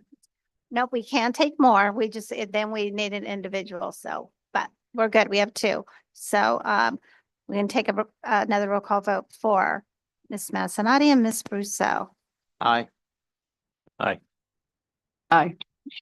Aye. Aye. And aye, okay, that passes, so we're great. We got 2 liaisons, legislative liaison. And the last one is the liaison to CELAC. So CELAC is the Special Education Advisory Group. And it's another one along with wellness that is actually state mandated that we have. So is there anybody being interested in being that liaison? I was. Yeah, hold on, we're gonna. Ms. Michelle. CELAC, is the, Special Education Local Advisory Committee, and it is a parent committee. So the school committee member that serves as a liaison to that committee is simply there as a liaison, and, you know, if there's anything discussed that should come back to the full committee table, that person would take care of that. So, thank you. I was, So, all right, I'm sorry. Ms. Go ahead. Whitford, I was going to self-nominate again. I have said I met with CELAC through my last term as well, and I'd like to continue to do that. thank you. I really appreciate that. So anybody else interested? All right, thank you, Paula. You've done a great job in the past. I'm so glad you're self-nominating. Thank you. And I'd also like to inform the community while I'm sitting here that there is a CELAC meeting on the 12th at 5 p.m. It's at the admin building. And it's formally more like a meet and greet Mhm. for folks who want to come and meet our student service director, I guess that's how we face her. But anyway, so yeah, that meeting is happening on the 12th at 5 p.m. at the admin office. Thank you. Thank you. All right, so we're going to take a roll call vote for Ms. Whitford to be appointed to the CELAC liaison position. Aye. Aye. Aye.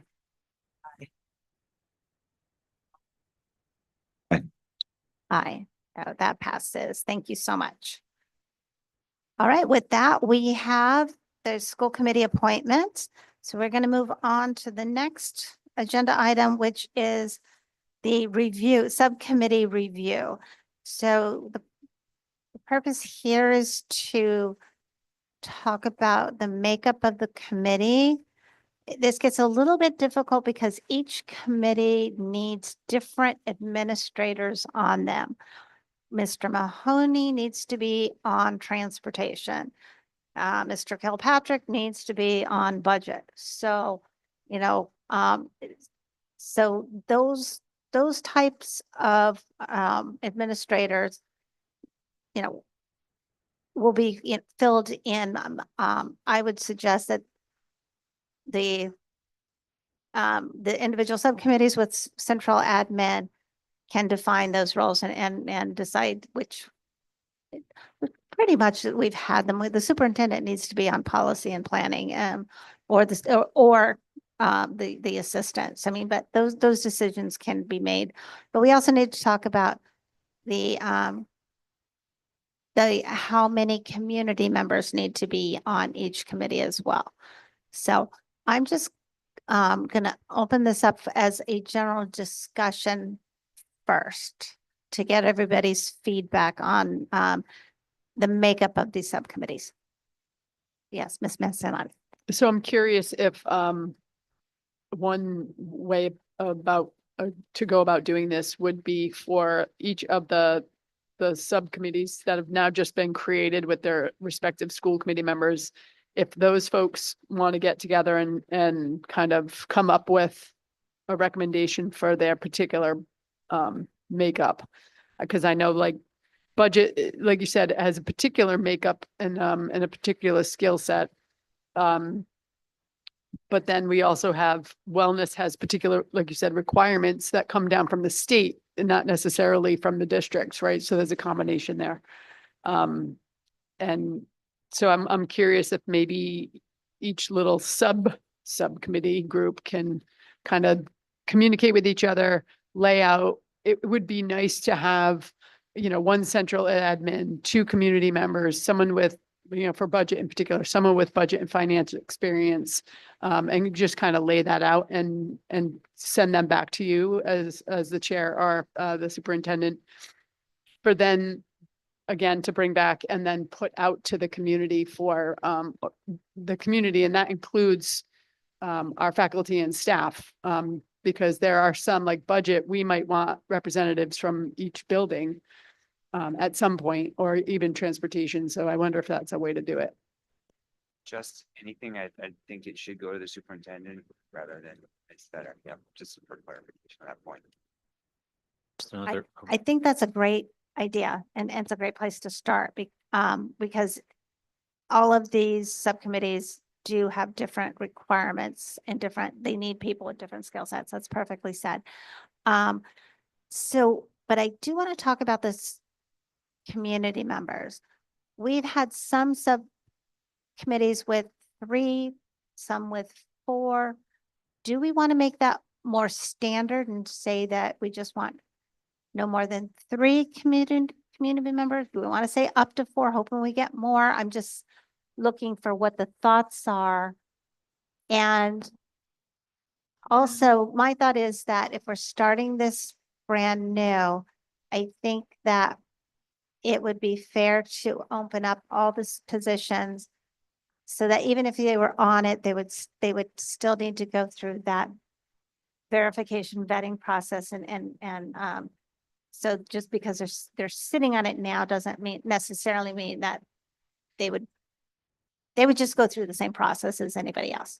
So I'm just thoughts on the community members part, membership on these subcommittees. Yeah, I think, sorry. Yes, Brad. I mean, I think that was helpful because I had that question about the people already on it, because some of the committees have quite a few public members. I think maybe we set an upper limit. I'm not sure exactly what that is, but there's also usually less public engagement in those subcommittees. So I would err towards having more public members because you get more public engagement because there's so many of these meetings and sometimes they're difficult times. So you're usually not going to get a large public comment turnout at some of these subcommittee meetings, although that's where some of the most important work is getting done. So if we can encourage more public, if people want to make that commitment, I would say I would lean towards not turning them away and saying, let's accept more on those, more public input on those committees. I think to his point, another side of it is that they're advisory by nature. Yes, you take votes to make recommendations, but it isn't, you're not making distinct decisions. So does it need to be an odd number is less imperative than, with other, decision-making definitive choices. It is difficult though, because wellness, the required positions, it pops you up sometimes to 12, 13 people because you have all these internal requirements that you have to meet. And then community members, again, to Brad's point, I know at one point wellness had, we had like 20 members of, and many were community members, engaged parents, students. And kind of the same with the budget, it kind of dwindled down over time because as people, there was attrition in our district. But we do want a lot of our faculty to, kind of being represented, but also our community members to be represented.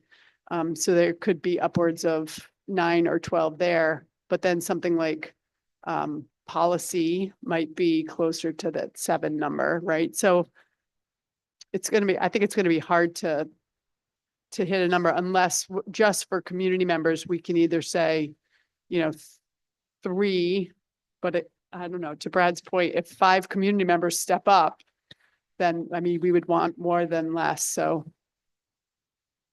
It's a tough one.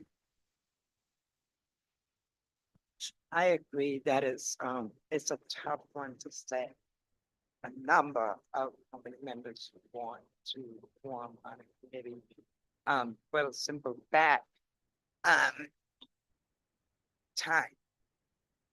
The time of the meetings, right? Some people, they would not want to step forward because they have no idea of what this time is. So the idea is to get as many people as possible. We go through the process, right? We have a process for that reason to vet people out or keep people in, right? So I would always go with more is better. And then, and I don't mean vet them out because they don't have qualifications, but one of the questions in the rubric could be, what is your ideal time to meet? Some of our committees meet at 4, 5. I've never heard of one meeting at 6, but that might be a change we need to make to get some more folks to engage. So I kind of hesitate to set a number at this point. So I want to continue on your line of thinking, because I think you're spot on. We're talking about numbers of people. If we don't have anything written out for people, for them to understand what their level of engagement would be. And I heard the word vetting out. Do we have anything written out that says how we vet out people for, and what the requirements are, what we're looking for, what their engagement is? So that Yeah. when we ask So- for their So to there there's materials that were emailed to each of us, that talks about what questions are asked, there, for community members, it is a interview style process where they come forward and the reason, and I agree, more representation is great, more voices. However, when we first put together some of these important subcommittees like redistricting and the early building committee, we had a lot of people and we couldn't take them all because it would have just been too cumbersome. As it was, redistricting was like 13 committee members. And if we had taken like all 7 instead of 3, it would have been unwieldy. So, it's one of those balancing acts. You want to take 3 or 4 and you want to make sure that and that's why the interview process is great. You can try to make sure you get that diversity of opinion on who you're selecting for each subcommittee. But that's what I mean by vetting. It's an interview process. And I know, James, you wanted to say something on that. Yeah, I was just gonna say, there's a rubric like Ms. Vetter alluded to. There is a rubric that we got emailed to us that it outlines what metrics we're comparing, what we're looking at when we're choosing our school committee subcommittee members. But I think I just want to make a couple of points. I think there's a timing aspect of this too, where we need to get these subcommittees formed sooner rather than later to do the work that needs to be done. So I don't know if we can put it out there to the community to submit their interests. You know, do something, maybe have a motion to direct the superintendent to put it out there tonight and at least start soliciting the community members that would be interested in joining, and then at a later date or even amongst the subcommittee members themselves, they can talk how many of those they want. I mean, I think the first step is just getting the interest, and then the number of people we take on could be reflective of how many people are interested. If you have a ton of people interested in transportation and we say there's only 3 spots, but we have, 10 people interested, maybe we bump that up to 5. It just as for instance. So I think one important thing we want to do tonight is, get it out there in the community right now, how to submit your rubric or how you submit your application, I should say. And then, and then we can take those numbers and start whittling down and figuring out how many community members we want in each of those subcommittees. Did want to follow up to what you're saying, but also kind of marrying it with what Stuart was saying. I think in order to do that, though, the folks who have just been kind of, volunteered and pointed to the role need to come up with, this is what the committee role is. This is what a community member's role is. This is what your time, like, here's what you can expect. A monthly meeting, potentially, the days of the meeting usually get determined by the board once it's all put together. It's like, the consensus of the people who are meeting. But just to your point, have the expectation and with a timestamp, say everybody who just volunteered to sit on a committee, get together, put together this is what you can expect if you sign up for the budget subcommittee, get it to Mr. Pedraza or Mr. Seeker and by December 15th so that it can be sent out XYZ. Or something of that effect. Because like you said, the sooner the better, because we really do want our committees to really get rolling. But also, to Stuart's point, if I'm going to raise my hand, I want to know what I'm raising my hand for.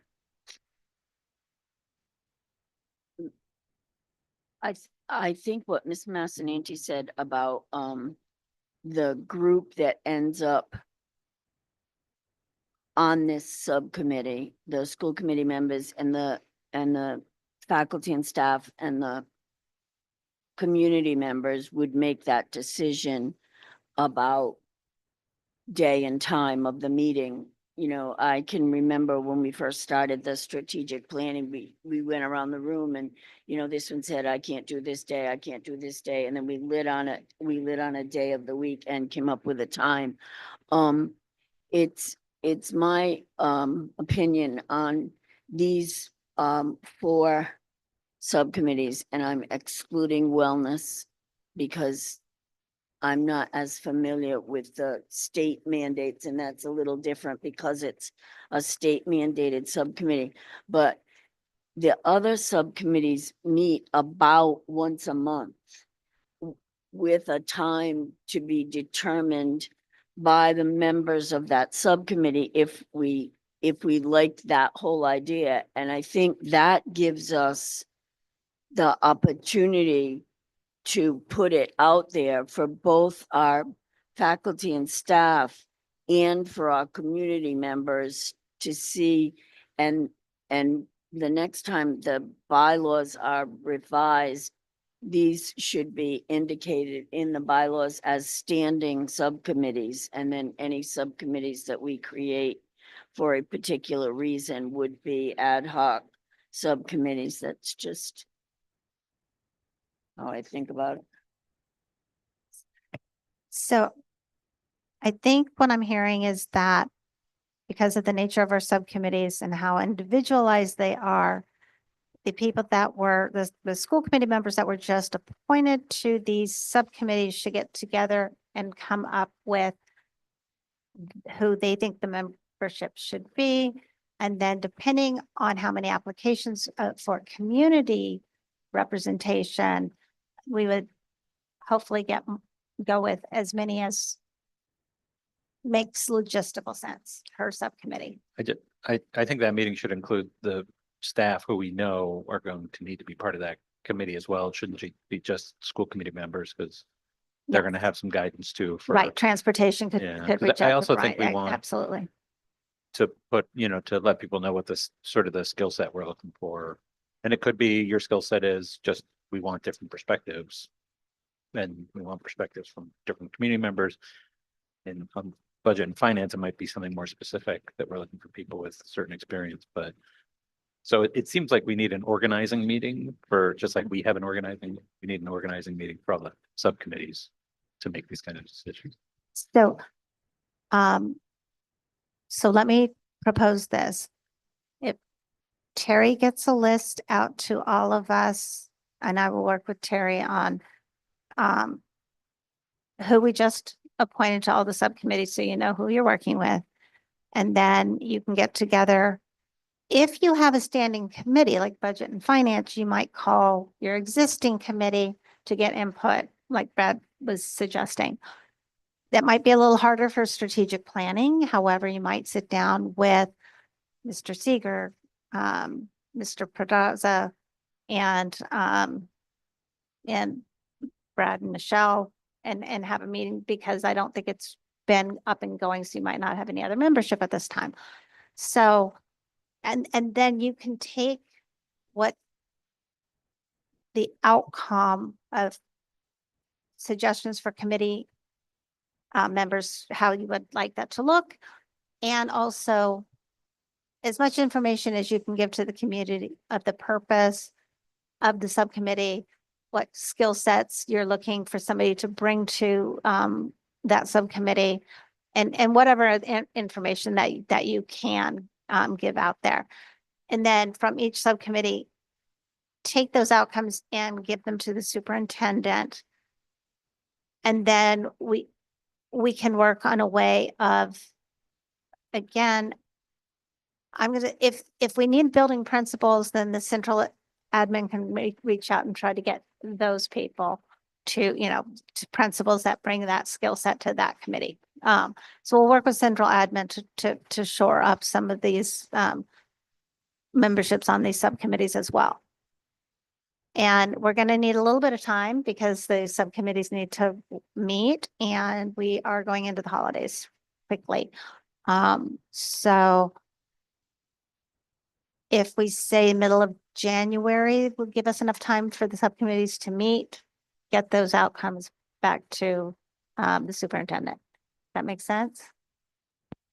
If I may, though there's only one other aspect of this though, in that I thought I heard people saying that, well, we'll take the existing folks, or in terms of community members, in terms of bylaws, it does say that they serve until the next organizational meeting.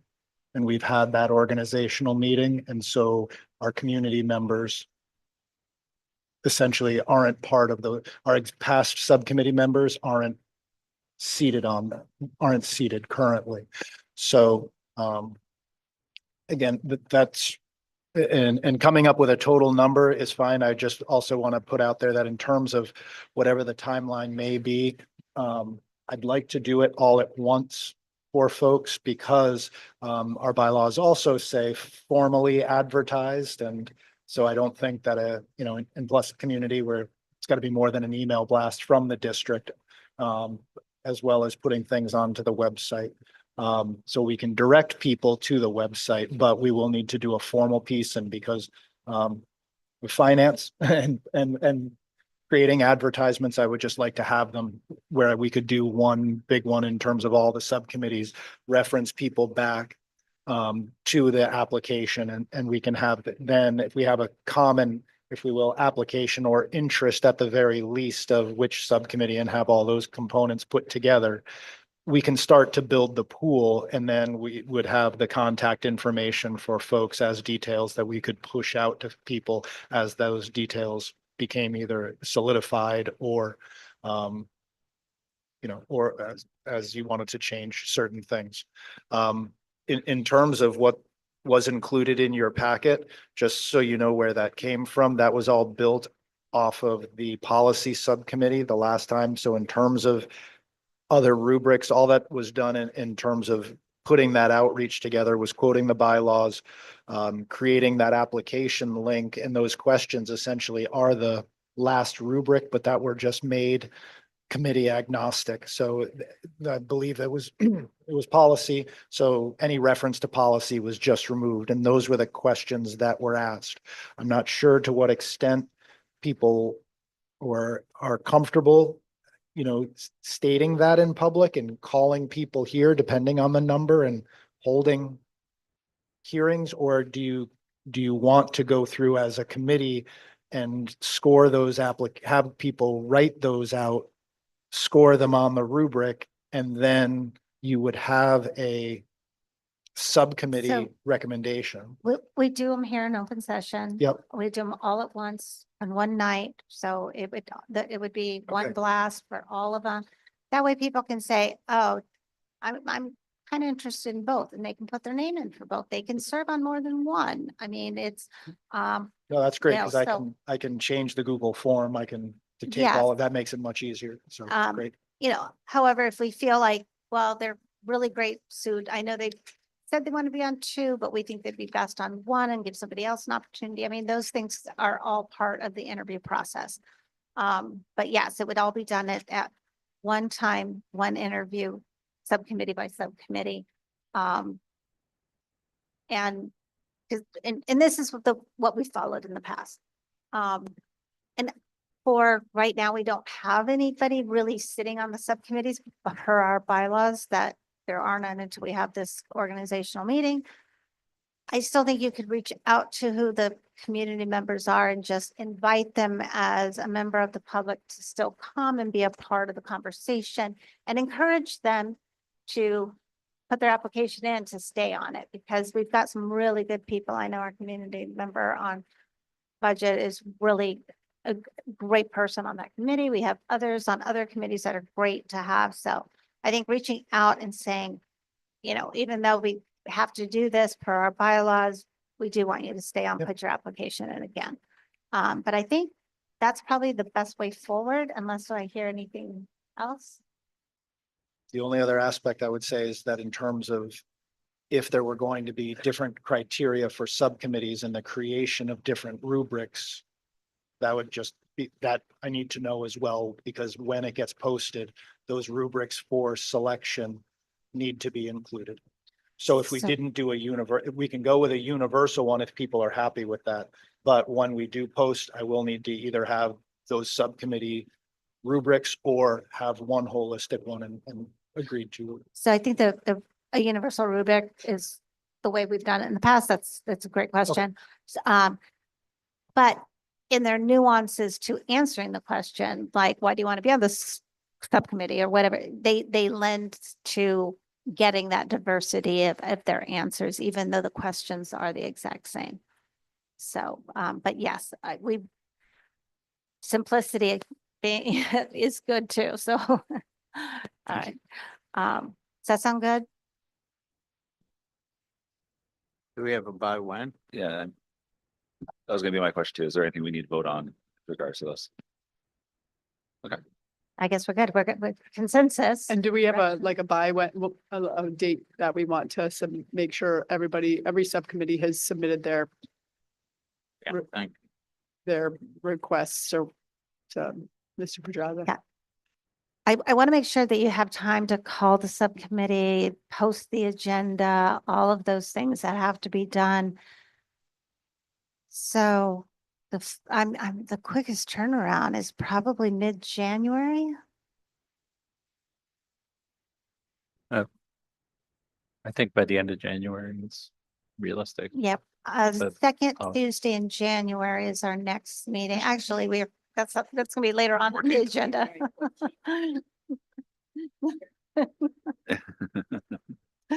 So you're saying the rubric needs to be, or that criteria needs to be put in place by the 14th, or you want to have the submissions and interviews on the meeting on the 14th? I'm thinking, I really, in order to do this well and give people enough time to answer, I'm thinking we get everything back by the 14th to get on our next agenda. Is that the 28th? The 28th. I'm thinking that we could appoint on January 28th. we need 2 weeks of posting. So if we could have those committees meet and get me that information by the close of the week before, I can post that information, provide an update on the 14th. And then we would be able to appoint on the take action on the 28th. If we wait till the 14th, we won't hit our 2-week window. Okay, so is that January 10th? Is that what I heard? Does that work So, for you? Yeah, ideally, if we could have the 9th. So 9th, okay, I hear the 9th. a weekend. That's right. So just to, Like a Winter, weekend. January 9th. just to Drop dead date. reiterate the ask is we want to have a subcommittee meeting amongst the members that are appointed tonight, sometime between now and the 9th of January. And come together with what we want to see as far as the time commitment. And if we want to change that rubric, we would submit that at that time. Does that summarize it? Correct. Okay. Yes, and just don't forget that takes 48 hours posting for the, all of those rules are still in place too. So I think that will give us enough time, but everything back to superintendent on or before January 9th. All right. Thank you, everyone. All right, thank you, guys. Okay, next up is discussion, school project update. Calling my co-chair to join me for support today. There's been a lot up to that where we've been reviewing and discussing, and so I want to make sure that my second brain is intact and can support my statements. So we had a very important school building committee meeting this past Thursday. And the whole team, Left Field, Studio Jade, and Slam presented to us a value engineered depiction of where we are right now with the planning of our schematic design of our new high school. I do want to, I guess before getting into that, we did have a quick update about what's happening with Curtis Corner. And really at this time, that is still being planned out and is still being mapped out under the $11 million budget cap. But because the school building really takes precedence, it's our educational program, and it needs to happen basically first and foremost. So we have been focusing all of our resources on that. So there will be in the next weeks to come some more detailed updates on what's happening with the athletic fields. But right now, our main focus has been the schematic design and value engineering of the high school program and building. Just to clarify on that, we are getting new athletic field. There is no, because the people have asked us, oh, you're just gonna spend it all in the high school. You're gonna tell us, in 6 months, there's no field. No, there's 100%. There's an $11 million project going on at the field, and we will be getting new field there. Absolutely. I just want to make so Make no one it very hears clear. the wrong thing. Yes, thank you for the clarification on that. So what was presented to us on Thursday, however, were some hard choices. There's some, when we were going through the schematic design, the building, the footprint became larger. A lot of meetings took place with our educational leaders and with our faculty and staff and our maintenance and technology and all the moving parts. And it was basically like, what do you need? Large, big umbrella, what do you need? And it was it was mapped out. And what was presented was bigger than what A, we promised, and B, could afford, right? And so in this is all part of the process.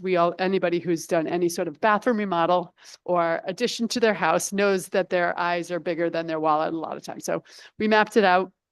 I was like, okay, that's more and big. And now we need to refine what our true needs versus wants. And we paired and paired and paired. And some things were were, things like the type of brick, the type of paint, the type of column, 6 columns down to 4 columns, kind of nuances, that the architects are more expert than us. But there were some big items that would impact our program. The main footprint and the ability to teach our exceptional programs. There was, and I'll also caveat all this, that this is all going to be presented to our full body in a joint meeting with the town council on December 18th. We're incorporating, I guess that is the budget kind of kickoff meeting, but we're incorporating this with that meeting. So everybody will see what, if you didn't get a chance to watch the meeting online, you'll get a chance to see it live in person and have the Kate Turner is going to be there from Left Field, who's our secondary senior consultant. And then Left Field, Studio Jade, Slam, they'll all be there for us to talk through very candidly with. So the big heavy hitter obviously was geothermal. We are able to do geothermal. We are not able to do 100% geothermal because the footprint of our building and the ability to drill that many wells into the ground is not possible. So they did come back with a recommendation of 50%, and it would be a hybrid geothermal fossil fuel, no. Electric. Air cooled chillers. Cool. And that's looking at, and the math nerd in all of us is going to, or at the table, is like 50% of, they initially were like saying 100 wells, and then they're like a 50% system, it's only 40 wells. And I'm like, that's not really 50%, but it's 50%. They'll do the math on the 18th. They promised they would, because it didn't make sense to many of us. I figured out the math at the meeting last week and I wasn't even gonna bug you about it. Perfect. But they will come forward with the exact information about what they would recommend that is feasible for our footprint, our building, our budget. But it did come with a $2.8 million cost that would be paid out of the $150 million bond, which then means that's $2.8 million of that isn't going to programmatic to our educational programs. So the conversation then is going to be handed over to the town to say, do you want us to move forward with geothermal? And if so, where are we going to get the $2.8 million? Because we can't take it out of our programs, right? So it's kind of that conversation to be had. So, but there is some federal funds that could be brought in to help pay for that 2.8 million, correct? So But there's a caveat. you have to We pay don't know up what's gonna happen later. Right, well, because right? you have to pay up front and wait for the reimbursement, so. Right, and Correct. which Washington could change. So Correct. that's the other thing. Yes, there is federal money out there now, but we wouldn't be applying to those till Correct. later. We might be able to apply early, though. We might get grandfathered in as part of the question, part of the conversation too. And that's the thing, we have had meetings with the infrastructure bank, the state of Rhode Island, we met with, an outside group who came into the presentation, so.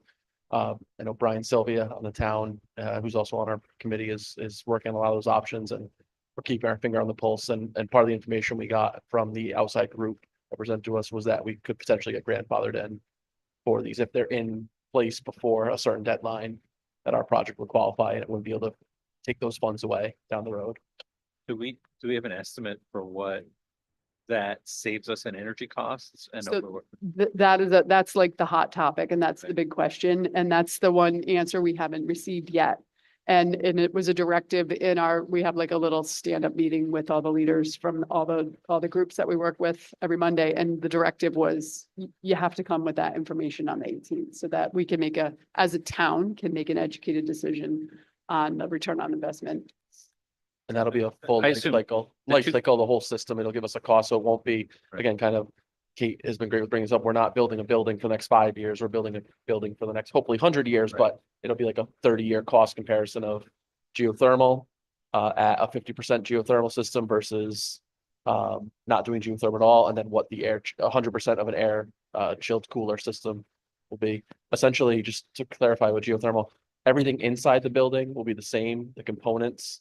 The only difference is, if you go to fully air chilled, some of the outside machinery is a little different versus geothermal, it's wells in the ground, but everything actually inside the building is the same. That's where we still have this time. We have to make a decision soon, but we have some time here before they have to start really mapping out how to do this system. And- We're not going from like big boilers to Right. geothermal. It's a And very just- similar system. Just to be clear, the 2.8 is 2.8 more than a traditional system would have cost if we just went traditional the whole thing. Compared to a fully air chilled system. So that's what they're gonna give us a whole cost analysis of payback, 30 years, life cycle of each system, maintenance.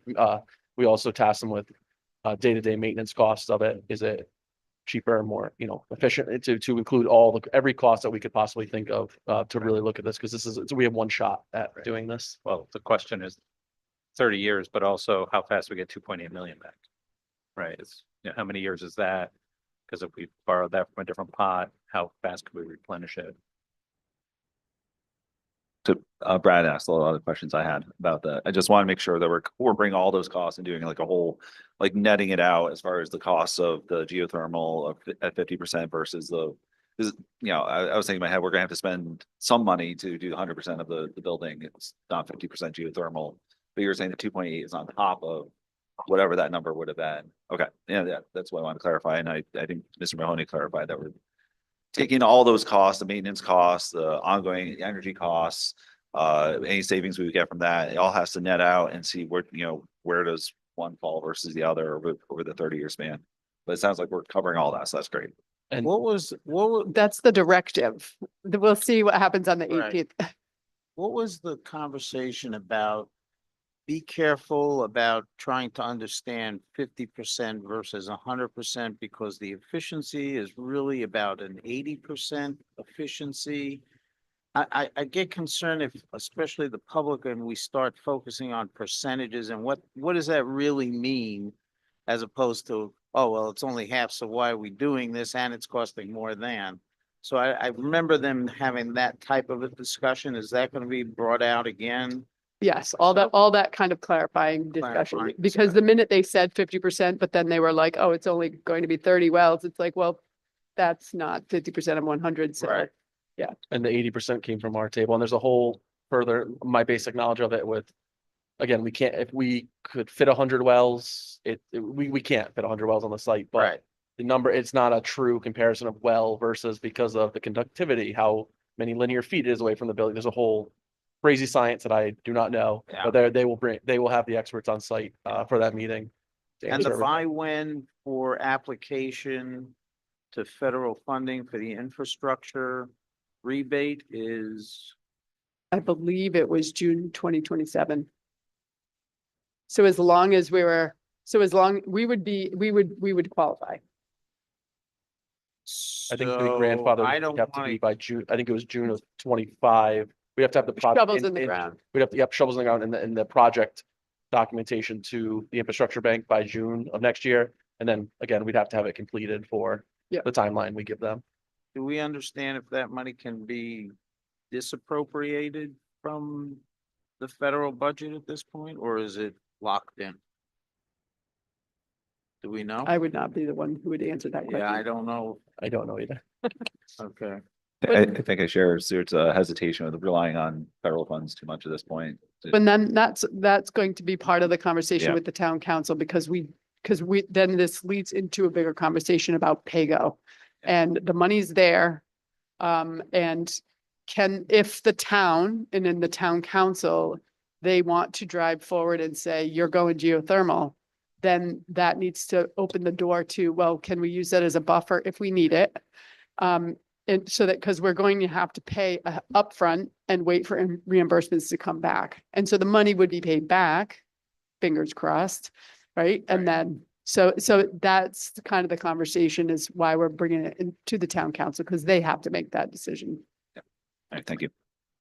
Just to make it clear, we have told the consultants that, and our project managers that, no matter what, if geothermal goes through or not, we need the information behind getting the proper CHIPS points to make sure we get that 3% bonus for doing an environmentally friendly school and meeting all the goals. And they have guaranteed us that even if for some reason we don't get geothermal, they would do every other step it takes to, but we would be closer to the minimum, whereas geothermal would put us ahead of any other school in Rhode Island. We would be the first school in the state with geothermal. And again, the state is very interested in having us.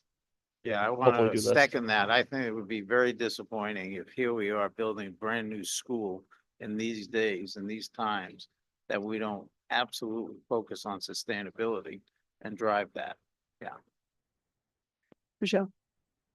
Ms. Massaninti, you can block your ears if you want, because I'm gonna talk math.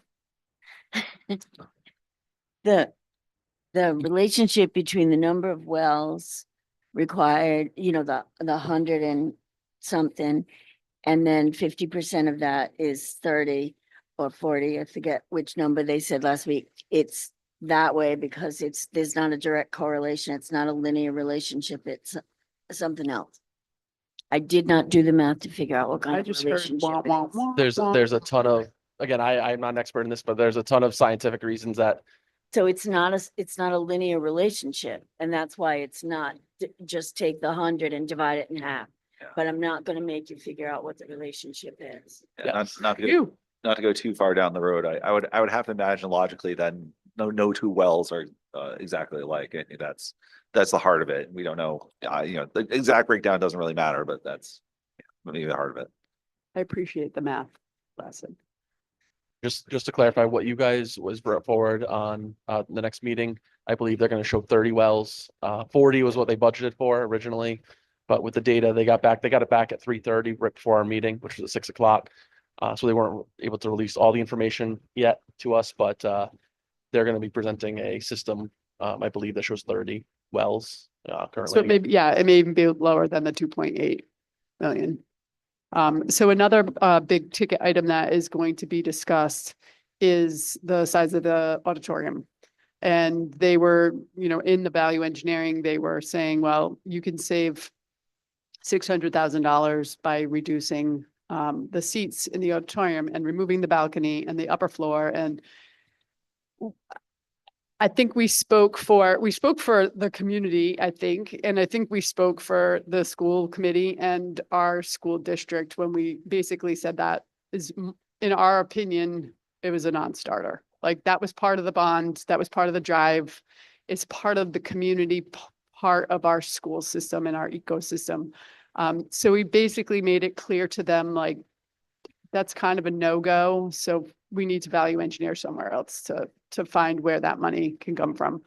Again, they're going to present, I believe we gave them the directive, like, take that out. Like, that's not even an option, I think. And I think they're still going to do a little bit value engineering on the space, maybe not reduce the seat size, but figure out ways to reduce the cost by shaving off some, storage closets or things of that nature.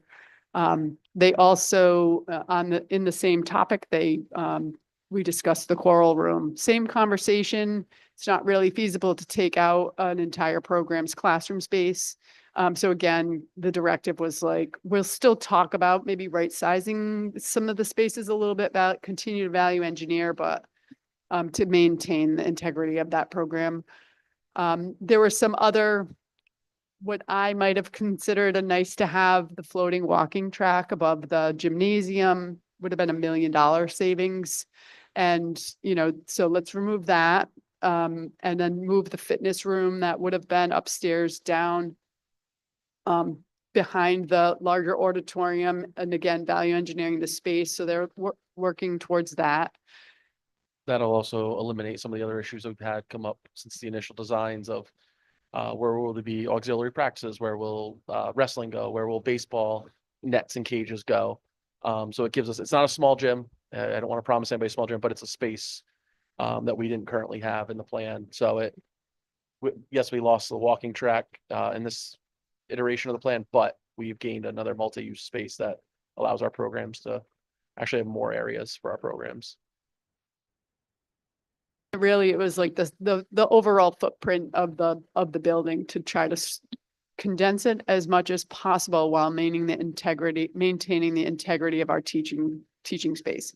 Making sure we're adhering to our contractual obligations as far as can 27 kind of grown adults be taught in these classroom spaces, and to the, to 21st, 22nd century learning. So these are the kind of conversations we've been having, the value engineering that's going on behind it. I think those were the big, what do they call it? The steratorium, grand staircase will be altered, which again, from my perspective, I saw that as a nice to have. That was like a, ooh, but not necessarily like pivotal to educating our kids. And if it's going to save money, then let's save money. Go ahead. And preserving our music program. Right. It's like, we have to weigh it out. And a lot of the alternatives that were given to the building committee, and ourselves were, some of them were non-starters, just we wanted to give the community everything we promised since the beginning. There was some ideas brought forward by our specialist of changing where roadways go that impact neighbors, things we have never shown or never been out on a map. We said, that's a non-starter. We're not, we're in this, the voters voted on it. We're not changing up which way the roadways go in and out. We're not changing anything major. We're still going to keep the site layout, what we've been presenting for months, and the project. There will be changes, but we want to make sure the neighbors know there's no crazy changes coming to our orientation or anything like that. And like I said, all of this will be presented, embedded out with town council, with us on the 18th. Time to be determined. I'm not sure if it's going to be a 6:30 or 7 o'clock start. Town council has to hash that out with our admin team. If you have any questions, any further questions, we're happy to field them.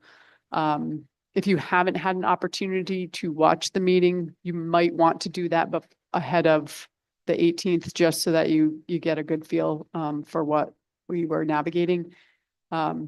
I will say a couple folks expressed disappointment after the meeting, and I actually am disappointed. They were disappointed because it's still very exciting, because we support what we support, and we're champions for our school district, and this is going to be awesome, but it's going to be hard choices are going to need to be made. And either from the town council perspective, hard choices, or from the school district, hard choices, but it's still a really exciting project that's happening for our kids in our community. So I just want to say thank you for standing up for the programs of the school district. I know this is going to be a town council decision, but at the end of the day, we've got to fit our programs in that building. So I think they need to be student-driven decisions, what makes best for the district's programs, and to make sure that every student is successful in that building. So, and I did listen to it, and I heard you say that many times during that meeting, you and others. And so I just want to thank you guys for doing that from the school district perspective, because it's so important. And and we just need to make sure the town council hears that. It's about dollars, but it's more importantly about students and the programs that we put on. So just thank you for doing that. I appreciate that. And also what ends up happening is we can, because of where we are in our legislation and in our school program statewide, we can tie the student success to dollars now.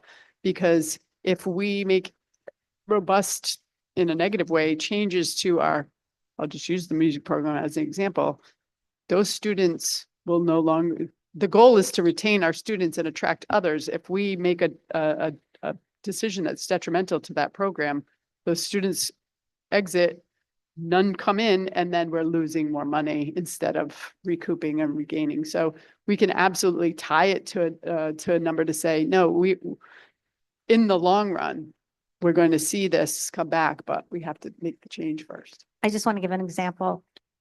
When one of the, I don't know if it's the architect or design companies, but they're like, oh, other districts don't have a choral room. They just use the auditorium. And it's like, what if you have an assembly that day? What happens to your classroom? So, and you guys did push back and say, no, these programs deserve their own space. You can't displace students you know, several times a month or whatever, that's way too disruptive to the learning that these students are, need to have in that building. So again, thank you. Those programmatic, those are needs that we have to keep. So maybe a smaller choral room, okay, but not doing away with it. Yeah, so thanks. I'm pretty sure that was it. I was really impressed with the meeting and glad I decided to go. And We're maybe, excited to see all you people there. Town May- council was there, you guys were there. yeah, I made like I made that a priority. And, you, like the others have said, you stood up for our programs. And I thought that was important. The only thing that, it was like, when you have a commute, you think about all these crazy things. And on my way to work the next morning, this is what came to my mind. And I might be too soon, but if I don't say it now. So I had a conversation with a teacher, from a district that just built a high school, and I don't think it was East Providence, to be honest with you. And what they told me was that this brand new building got built and all these things got considered and put into it. And then they found they didn't have any storage, like in the classroom. Okay, so I don't know if that's this point or like she was explaining like the next thing, the next step of the process. So I just figured I would say it so that. So That's the- we that's brought schematic that up, design. and we Yeah. brought that up since stage one. Yeah. And so recently they actually mentioned that Broad Rock Middle School famously is brought up around the state because it was built with no storage.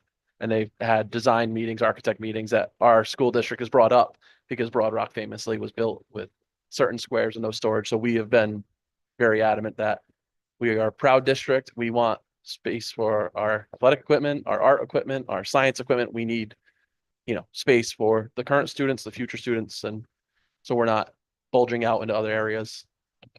Thank you very much. I just wanna, thank you both for leading our project from start to the middle and to the end. And for continuing to fight for our programs, just like we do without a project, right? Do it fighting for our students. So just thank you because, and for my colleagues here, if you can go, if you can't, watch it because you'll be amazed at how much information you can get beforehand, before anything comes back to us at this table. If you go or you listen, you can get a lot of information and it will make a lot of sense. Yeah. Okay. All right. Thank you. Appreciate that. And with that said, unless anybody has any other questions. I do want to just say, I want to say thank you, also to the others that are standing up for the students and their needs, like Dr. McGarr and Mr. Perdoza. So I know there's many of you at that table that have students at the forefront and keep them there. So it's much appreciated to all of you. So thanks. I'm happy to also now make a motion to adjourn if you would like. One Oh, more thing. We have one more item. I can't second that. Oh, I'm sorry. I skipped right over the calendar. I'm sorry. That's okay. So I that brings us. rescind that motion. So we've got school committee annual meeting calendar. So I will try to get this done as quickly as possible. So this needs to go to RIDE before January 1st. We're actually doing it on time. Yay, thanks to Terry. So there, the ones that we're not sure of that have TBD, those are okay. We can decide on those later, but there is one that Terry highlighted. If you go strictly the second and fourth Tuesdays, we do hit Veterans Day, November 11th. So, we're not going to be on Veterans Day. So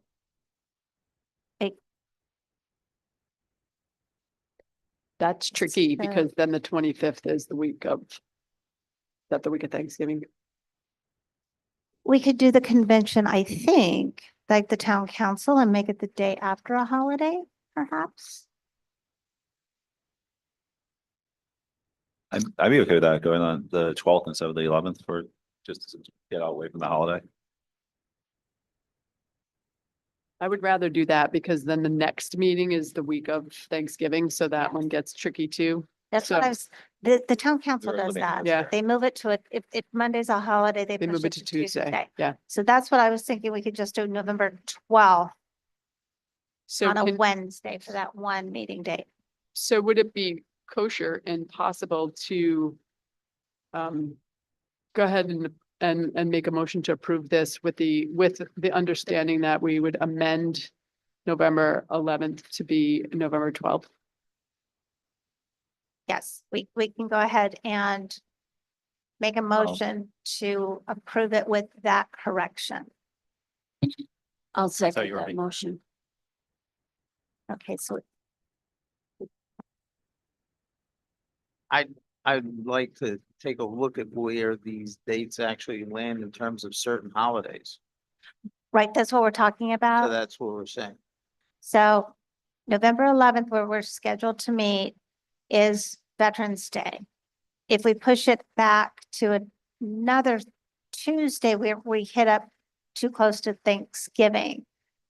So the correction would be just to move it one day to November 12th, which would be a Wednesday. Were there other dates you had in mind other than that November 11th date? I mean, because the rest of them are Specific- obviously, it's part of our bylaws, and I think Terry has Yeah. gone through them to double check. Yes. So specifically, I'm just wondering when do these Tuesdays fall on any specific like Jewish holidays that aren't normally in calendars, like Jewish New Year or that sometimes are sometimes overlooked? Well, I think our bylaws state that we meet the second and fourth Tuesday of every month. So that's what we're keying off of on this. I don't know. Yeah. That's why I'm We- asked. Yeah, I don't know if anyone's looked specifically on for So that aspect of it. we can, we've got to go by the bylaws, although that it does bring up, I'm just gonna make a comment. We do need to look at making our bylaws more efficient and putting some different language, but we're constrained by what we have right now. So, but also, even though the bylaws say we can meet, we do meet on the second and fourth Tuesdays of each month. But we don't meet on a school recognized holiday. So Terry went through and the only school recognized holiday is the Veterans Day in November. So that's the one that we can't meet on that day because if school doesn't meet, we don't meet. But all the other ones per our bylaws, the meeting day is set by our bylaws. And I think I just would like to point out the exception that would be during the summer holidays where we have to. One, I think, are we meeting during February break? The 11th is that the week of February break? It's the following. Oh, okay, it's following. And I think the April break also does not coincide with the dates of our meetings. Okay, so I know I'm not gonna be here because of the Jewish New Year. Even though and I would ask the committee to consider that date be changed. And which date is this? Well, it's, if I'm looking at the calendar correctly, it's, for this year in 2020, well, in 2025, it's the 22nd, 23rd, and 24th. So it's the evening of the 22nd and Oh, of which one? September. September. September, okay. thank Rosh you. Hashanah falls begins at Correct. sundown on the 22nd of September. Right.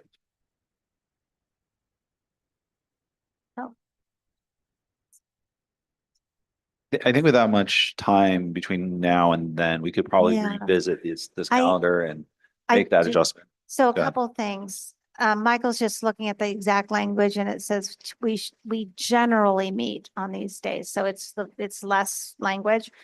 Also, we hope to do a review of our bylaws, which are our bylaws, we can do in July, which will be before that meeting too. So we have several opportunities to change it. And I suggest that that's a good change that we should make.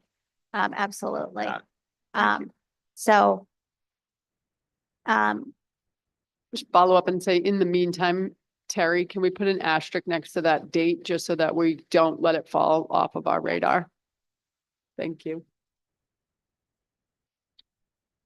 yes, thank you very much. And